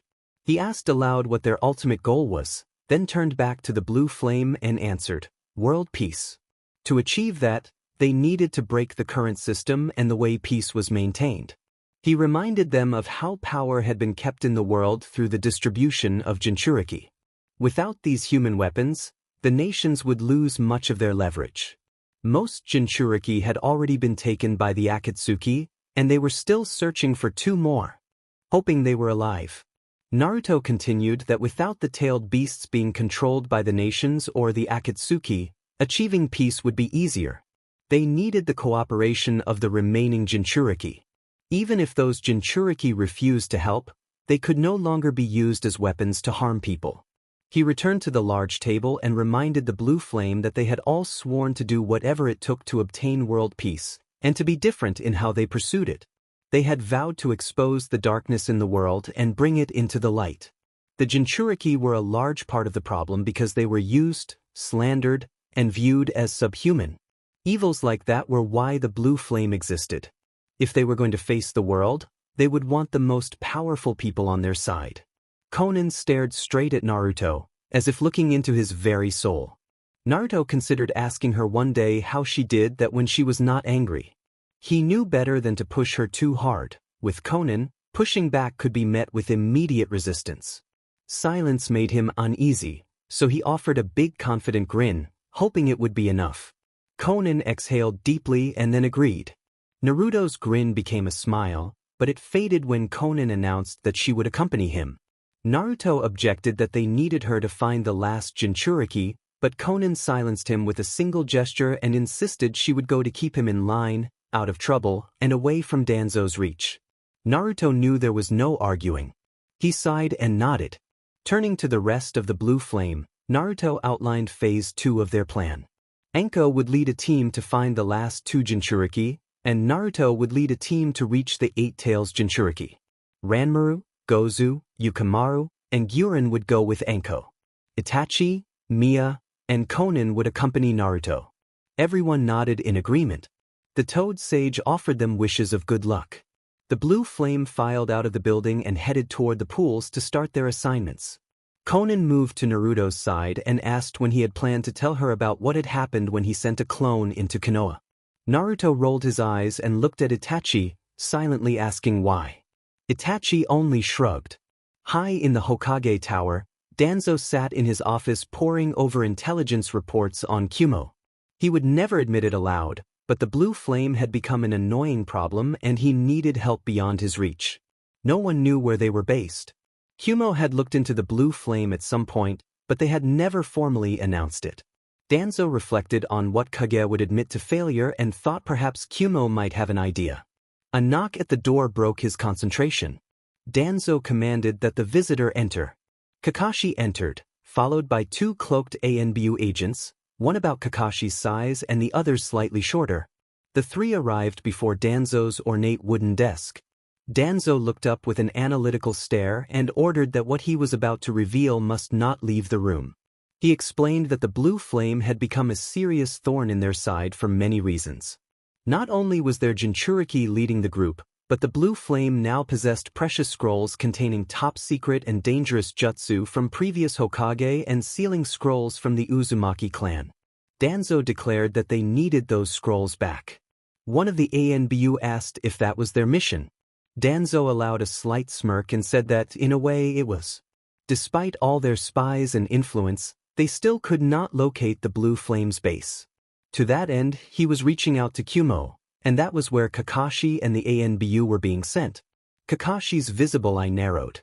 He realized that if Kumo became involved with Konoha in finding the blue flame, Naruto could be in serious trouble. Even though most villages avoided sending so many people into the field to avoid attracting attention, they also did not announce such movements publicly. If Konoha was reaching out for help, this could be significant. The taller ANBU asked whether they would search there and whether Kumo might be involved. Danzo shifted to a slightly more comfortable position in his seat and explained that he doubted a direct Kumo connection but that it was prudent to check on the Raikage. He noted that the Raikage could be brash but was very smart and should not be underestimated. Danzo added that he had informed the Raikage of their arrivals and reminded them that, since this was an official mission for the village, they would not wear ANBU armor. The ANBU obeyed the order and removed their masks, revealing Yamato and Sai. Sai then asked why they had been chosen. The old Hokage leaned forward, resting his arms on the table, and said that each of them knew their Jinchuriki very well, which gave them an advantage in finding him. He instructed them to go to Kumo, meet with the Raikage, conduct a quick search for the blue flame there, and return for further orders. The Hokage dismissed them. All 3 ninja bowed to their leader, rose, and walked out together. Toward the end of the hallway, Sai began to ask Kakashi a question, but Kakashi raised a hand to stop him and told him it was not the place to speak. Sakura felt the pink of her hair whipping back and forth in the surprised wind. Exhausted after a 15-hour shift at the hospital, she had only one goal: get home and collapse. She turned a corner toward her apartment and touched the small charm that hung around her neck, the one Naruto had given her 2 nights earlier. She found herself smiling, unable to stop. Naruto was alive, and thinking about him made her giddy. It had been 2 days since Naruto had been at her apartment. Sakura had kept to herself since then and had not seen anyone. The hospital had been unexpectedly crowded and Tsunade was not in that day, leaving Sakura to handle everything. She did not mind. She had been floating in her own little world and had missed telling anyone about the encounter. As she walked, she did not notice a figure approaching from behind until someone grabbed her arm. Sakura almost reacted instinctively, then recognized Ino. Ino was practically dragging her through the village, and Sakura asked where they were going. Ino gave her a look and pulled her faster, saying she would find out when they arrived. After a brief protest, Sakura allowed herself to be led to the Nara compound. When they reached the gate, Shikamaru stood leaning against the wall with his arms crossed and eyes closed. He pushed himself off the wall as the two arrived and indicated that everyone else was inside. Ino and Sakura nodded, and the 3 entered. Shikamaru closed the door behind them and activated the seal before joining the others who were seated on the floor. Niji spoke first, explaining that he had come across important information by chance. Yamato, Sai, and Kakashi were currently headed toward Kumo on a mission to find evidence of or to locate Naruto and the Blue Flame. The room reacted with surprise. Kakashi was renowned as one of the best trackers. Shikamaru mused that this was sooner than expected. He explained that he had thought Danzo would send more of his personal ANBU to find Naruto, and that using those 3 might indicate impatience. He also noted that involving the regular ninja corps so early was dangerous and unexpected. The question of why they were being sent to Kumo came up. Niji offered an explanation. Kakashi's orders included not only searching for the Blue Flame but also establishing an alliance with Kumo against it. The group registered the gravity of that possibility. Asking for Kumo's help was a major diplomatic step, given the long-standing mistrust between the Raikage and the Hokage. Lee asked whether this meant the Hokage was trying to make an alliance with the Raikage to neutralize Naruto and the Blue Flame. Niji confirmed that this was essentially the plan. Kiba muttered that Naruto was a dead man, and Hinata, unusually forceful, slapped Kiba on the shoulder and admonished him to speak more carefully. Shikamaru agreed that the assessment was accurate and cautioned the group not to be insensitive. He emphasized that if Konoha and Kumo joined forces, they would form a formidable force likely capable of locating at least some of the Blue Flame. He pointed out that Naruto, as their Jinchuriki, was a high priority for Danzo, who treated him primarily as a weapon. Shikamaru added that he did not want to consider what would happen if Danzo gained control of Naruto, and concluded that the situation was very troubling. She had been trying to snoop around the intelligence community to see if they might know a better location to find Naruto, but the trail had gone as far as Danzo. Sakura interrupted the room, saying they were looking in the wrong place. Every head turned to the pink-haired medic. Her eyes widened. She had not meant to speak up, but exhaustion from the hospital and the relief of seeing Naruto had left her without a filter. Shikamaru raised an eyebrow and regarded Sakura with a cool, analytical stare. Their blonde best friend asked how she knew. Sakura hesitated, unsure whether to admit that Naruto had been in her apartment, even if he had been a shadow clone. Shikamaru asked again what had happened, and Sakura sighed. He was too clever to evade. The look he gave her was not judgmental but surprised. Sakura finally admitted that Naruto had been in her apartment 2 nights ago. Naruto moved from tree to tree, his blue-flamed coat snapping behind him as he and his small team traveled through the last band of forest before reaching the village hidden in the clouds. He asked Kurama if he could feel their mark. Kurama responded that he could, but only faintly, and that the distance was still significant. Kurama said he was suppressing their essence to make them nearly undetectable, and that their target would sense something but not know it was Naruto until they were close. Naruto acknowledged this and told his comrades they needed to avoid the village as much as possible. He explained that the target was located near the back of the village and assigned Itachi to take point, to sneak them through defenses and avoid patrols. Itachi nodded and sprang forward to lead. Konan moved to Naruto's side and asked what he would do if the target refused him. Naruto answered with confidence that he would not be refused. Konan studied him, thinking of how far she had gone for him and for their cause, but inwardly she worried that this plan might be too dangerous. She hoped it would not get them killed. 3 Konoha ninjas slowed as they approached the gates of the village hidden in the clouds. Kakashi led, and 5 Kumo Anbu agents appeared and ordered them to halt, demanding their business. Kakashi produced a paper and explained that they were there on the Hokage's order to seek an audience with Lord Raikage.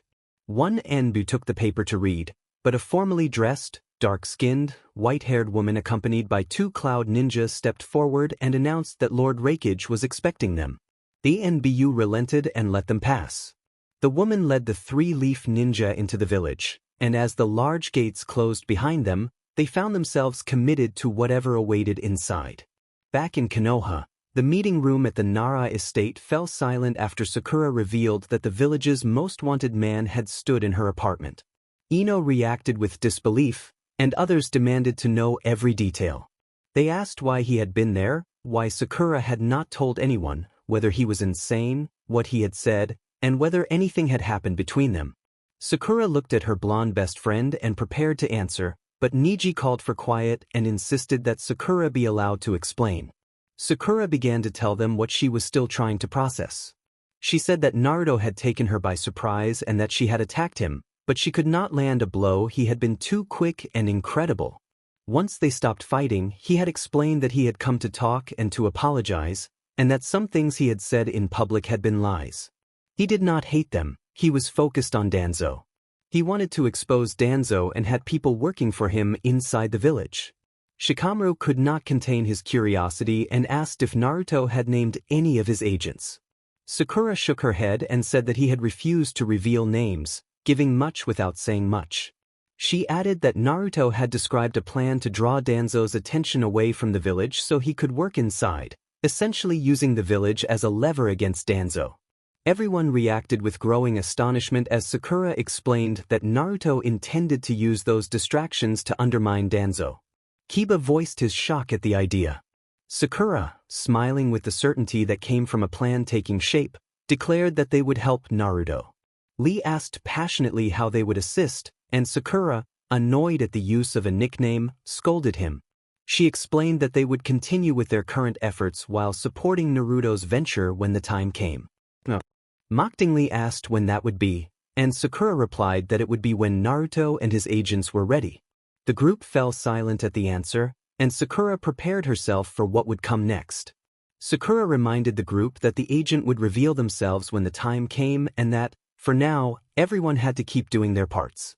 She admitted it sounded strange after everything that had happened and after Naruto had made it seem like he no longer trusted certain people, but she insisted that everything he had done was for Konoha and its people. Sakura confessed that she might have wavered, but Naruto had never once failed them, and she would repay him by placing her full trust in him. Whether Sakura meant it or not, her words inspired the rest of the group and gave them the confidence to keep pushing forward with their quiet plan. Everyone readied themselves to do their part. Shikamaru looked around at those present and crossed his arms, smirking at how Naruto's presence, even when not physically there, influenced their hearts and actions. He reflected that Naruto was a natural leader by example and frustratingly effective. Choji announced that the real work began now. Niji asked what the next step would be. Shikamaru explained that they needed to continue securing information, but to widen their circle slightly and begin identifying people who would support their cause and Naruto's cause. He emphasized that they should not write anything down, they only needed to identify allies. He suggested that Sai, despite his complicated situation, would likely side with Naruto when the time came. Sakura recalled how, when Danzo rose to power, a seal had forced Sai and other root agents back into service. Very few people saw Sai. Ino, Sakura, and Shikamaru occasionally encountered him on guard duty at the Hokage Palace, and their greetings were offered with the knowledge that he could not always return them. Sakura remembered one of the few times Sai had acknowledged her greeting, and she imagined him smiling beneath his mask. The thought made her smile. Shikamaru cautioned them to avoid involving their parents. He acknowledged how difficult it would be to keep this from them, but as clan heads, most of their parents and the clans themselves could not be punished for the actions of a single person under Konoha law. While it would be beneficial to have entire clans backing them, their safety had to be protected in case the plan failed. He added, half in jest, that Naruto would likely take them in if things went awry. Rock Lee asked Sakura if she had a way of communicating with Naruto. Sakura replied that he had not given her any means of contact and that she assumed his agents would inform them when events were about to happen. Ino noticed a small glimmer of reassurance on Sakura's face. Kiba raised a practical question about how Naruto had gotten in and out unnoticed. Sakura explained, smiling, that it was difficult to capture a shadow clone, and the group chuckled at the cleverness of it. Shikamaru face-bombed at the thought that Naruto would use such a tactic. Shikamaru proposed that they agree to focus on identifying potential supporters and reconvening in a few weeks to discuss who would help. The others nodded and agreed.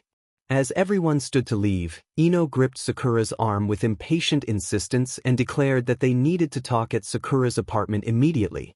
There was no arguing with Ino, and Sakura left in her usual fashion, being briskly dragged away by her friend. Deep within an ancient structure, a four-person team sat before what appeared to be a dead-end passage. One member sat cross-legged before the wall with eyes closed in concentration while the other three leaned against the stone or stood, waiting in silence. A groan echoed through the passage, and an irritated glare was sent toward the source.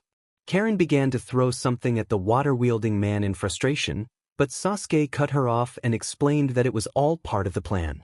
Sujetsu sighed dramatically and asked if looking at a wall could really be part of the plan.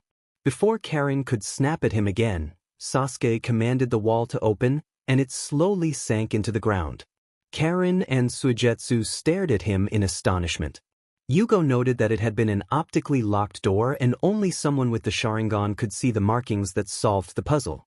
Sasuke acknowledged this and used his sword as a makeshift cane as he led them down the corridor beyond the collapsed wall. Their footsteps echoed along the dim passage. After a long walk, the corridor opened into a large chamber where a stone altar stood at the center. Sasuke approached without hesitation, and the others fell in step behind him. As they neared, the altar revealed itself to be a sealed sarcophagus. Sasuke removed the lid. It fell to the floor with a loud crash that made the others cover their ears. Sasuke was unmoved by the noise. He was focused on what lay within, an ancient scroll placed among the remains of an ancestor. He carefully retrieved the scroll and examined it, and a few strands of red hair caught his attention. Karen asked what it was, and Sasuke told them that the scroll was meant to capture the 9 tails. The team stood for a moment, absorbing the importance of their discovery, then moved forward together into the room beyond. Later, the door to Sakura's apartment was shut and locked quickly. The two friends dropped onto the couch in a couple of plops. Ino demanded that Sakura start talking. Sakura rolled her eyes and tried not to begin, but Ino pressed her, asking why she had not said anything about seeing Naruto and questioning whether they were still best friends. Ino always told Sakura to speak, then she would interrupt. Ino accused Sakura of having a secret meeting with one of Konoha's most wanted men in her apartment, insisted he had come back from the dead, challenged Danzo, and returned to Sakura's place. Ino demanded to know what had happened. Sakura sighed and met Ino's eager, searching gaze. Sakura reluctantly admitted that they had talked. Ino slapped Sakura on the shoulder and pressed for more, pointing out Sakura's reaction when Lee had called her by a nickname and insisting something else had happened. Sakura confessed that they had admitted to liking each other as more than friends. When Ino pressed again, Sakura added that they had shared a brief, heartfelt kiss. Ino covered her mouth in delight and begged Sakura for all the details. Sakura realized this would be a long. The Leaf representatives were escorted through the village hidden in the clouds. Every ninja and civilian stared at the visitors. It was no secret among Kumo that tensions with the Leaf ran deep. The white-haired woman leading the group urged them to ignore the stares. When they reached the base of the tallest building, Kakashi craned his neck to find the wreckage. They passed through double doors guarded by ANBU and made their way up to the Raikage's office. The infamous A sat behind an oversized desk to accommodate his size.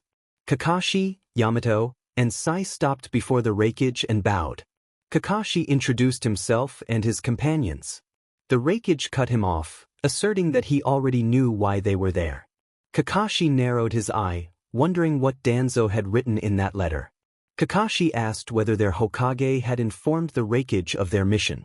The Raikage snapped that all he had received was a letter saying someone was being sent to investigate his village, and then he erupted in anger.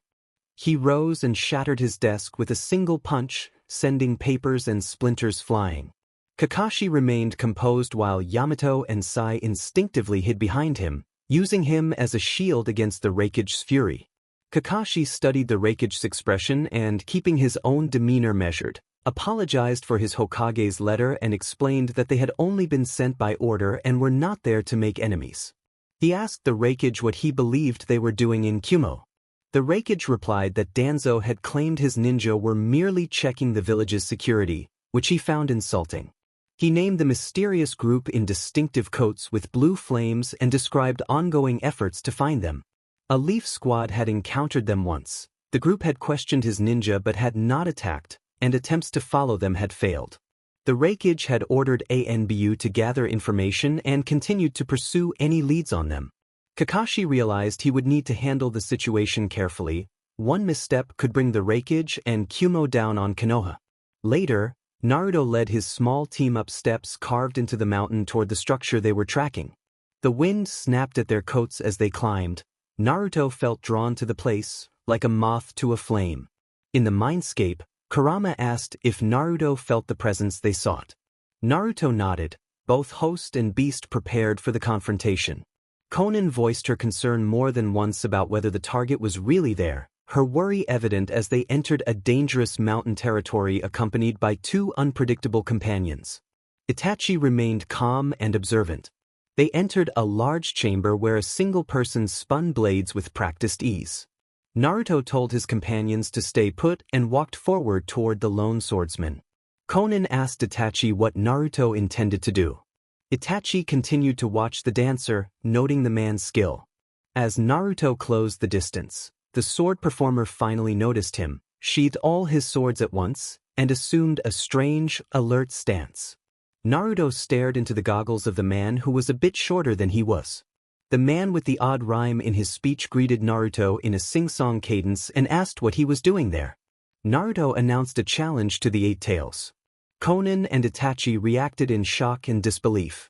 Konan turned to Itachi and demanded to know if he had known what Naruto would do. Itachi felt annoyed at the accusation and kept his silence. A noise came from behind the two rogues and they whirled toward a possible attacker. Mia emerged from the dark tunnel, and both of them relaxed when they recognized her. Konan's jaw dropped when she reached into a basket and pulled out chips to eat. Konan nearly screamed and scolded her for stopping to snack while they were trying to recruit the man at the cost of their lives. Mia shrugged and said she was hungry. Itachi rolled his eyes and returned his attention to the two-tailed beast hosts preparing to fight. Konan sighed, knowing she would have to chew Naruto out later no matter what he planned. Down below, the two-tailed beast hosts stared at each other. Naruto noticed the slight twitch of the dark-skinned man's face and understood the man was communicating in secret with his beast. Naruto felt impatience building. He loved to start fights with flair and grinned despite warnings and berating from Konan and the fox inside him. Kurama noted the tension and expected a response, but nothing came at first. Suddenly a huge spike in chakra erupted from the opposing host. A large tentacle sprouted from the dark man's back and shot for Naruto. Instead of dodging, Naruto and Kurama smirked. Faster than the eye could see, using the full strength given by the fox, Naruto sent the tentacle aside with a forceful deflection. The dark man looked surprised at how easily the attack was handled. The appendage changed direction and struck again, and again Naruto deflected it. After a minute of shifting strikes, another tentacle lunged like a charging arm. Two tails of chakra propelled toward Naruto at once. Orange chakra arms formed from Naruto and used formed fingers to stop the attack before it reached him. Surprise registered on the dark man's face as Naruto halted the assault. Kurama was interrupted when both hosts felt an even deeper pull of chakra. Naruto and the fox drew their counterpart and the other Jinchuriki into a shared inner space, a place where time felt still and only they could enter. An endless grass plain dotted with flowers stretched out beneath a single distant tree. Naruto and the dark-skinned man stood about 10 feet apart, each with their tailed beasts behind them. The dark man's expression was calm and practiced. It was clear he had been here before. A breeze tugged at their clothes, adding a strange, light touch to the tense moment. This had been the plan all along, to lure the opposing ninja into a place for a private, prolonged conversation. Naruto's grin widened into a full smile, and he introduced himself as Naruto Namikaze. He offered an invitation to the Eight Tails. Kakashi found it hard to keep a poker face.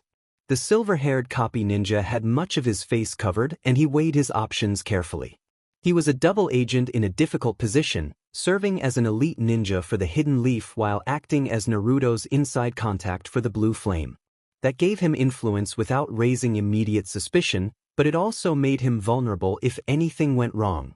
Standing now opposite a man capable of quickly taking out many shinobi was not where Kakashi wanted to be. He knew that one wrong slip and Naruto could have a larger target on him than he already did. But that was just how Naruto acted. The blonde missing ninja owed him 3 times over, and more for nearly costing him his life. The Raikage waited for Kakashi to answer the question. Kakashi could feel the gazes of both Sai and Yamato on him. They were informed when it came to Naruto and might understand his hesitation. The silver-haired senior ninja finally looked up at the muscular man and offered his trademark eye smile. Kakashi apologized to the Raikage, explaining that their standing orders had been to come and they had obediently done so. He stated that he was unaware of the Hokage's letter, and clarified that the Hokage held the Raikage in very high esteem and would never stoop to insult him. The Raikage scoffed lightly, but Kakashi ignored it and continued. He said they had recently had a particularly significant encounter with the mysterious group and, because of that experience, wanted to assist any other village that might be affected. That was his official response, and the Raikage took notice.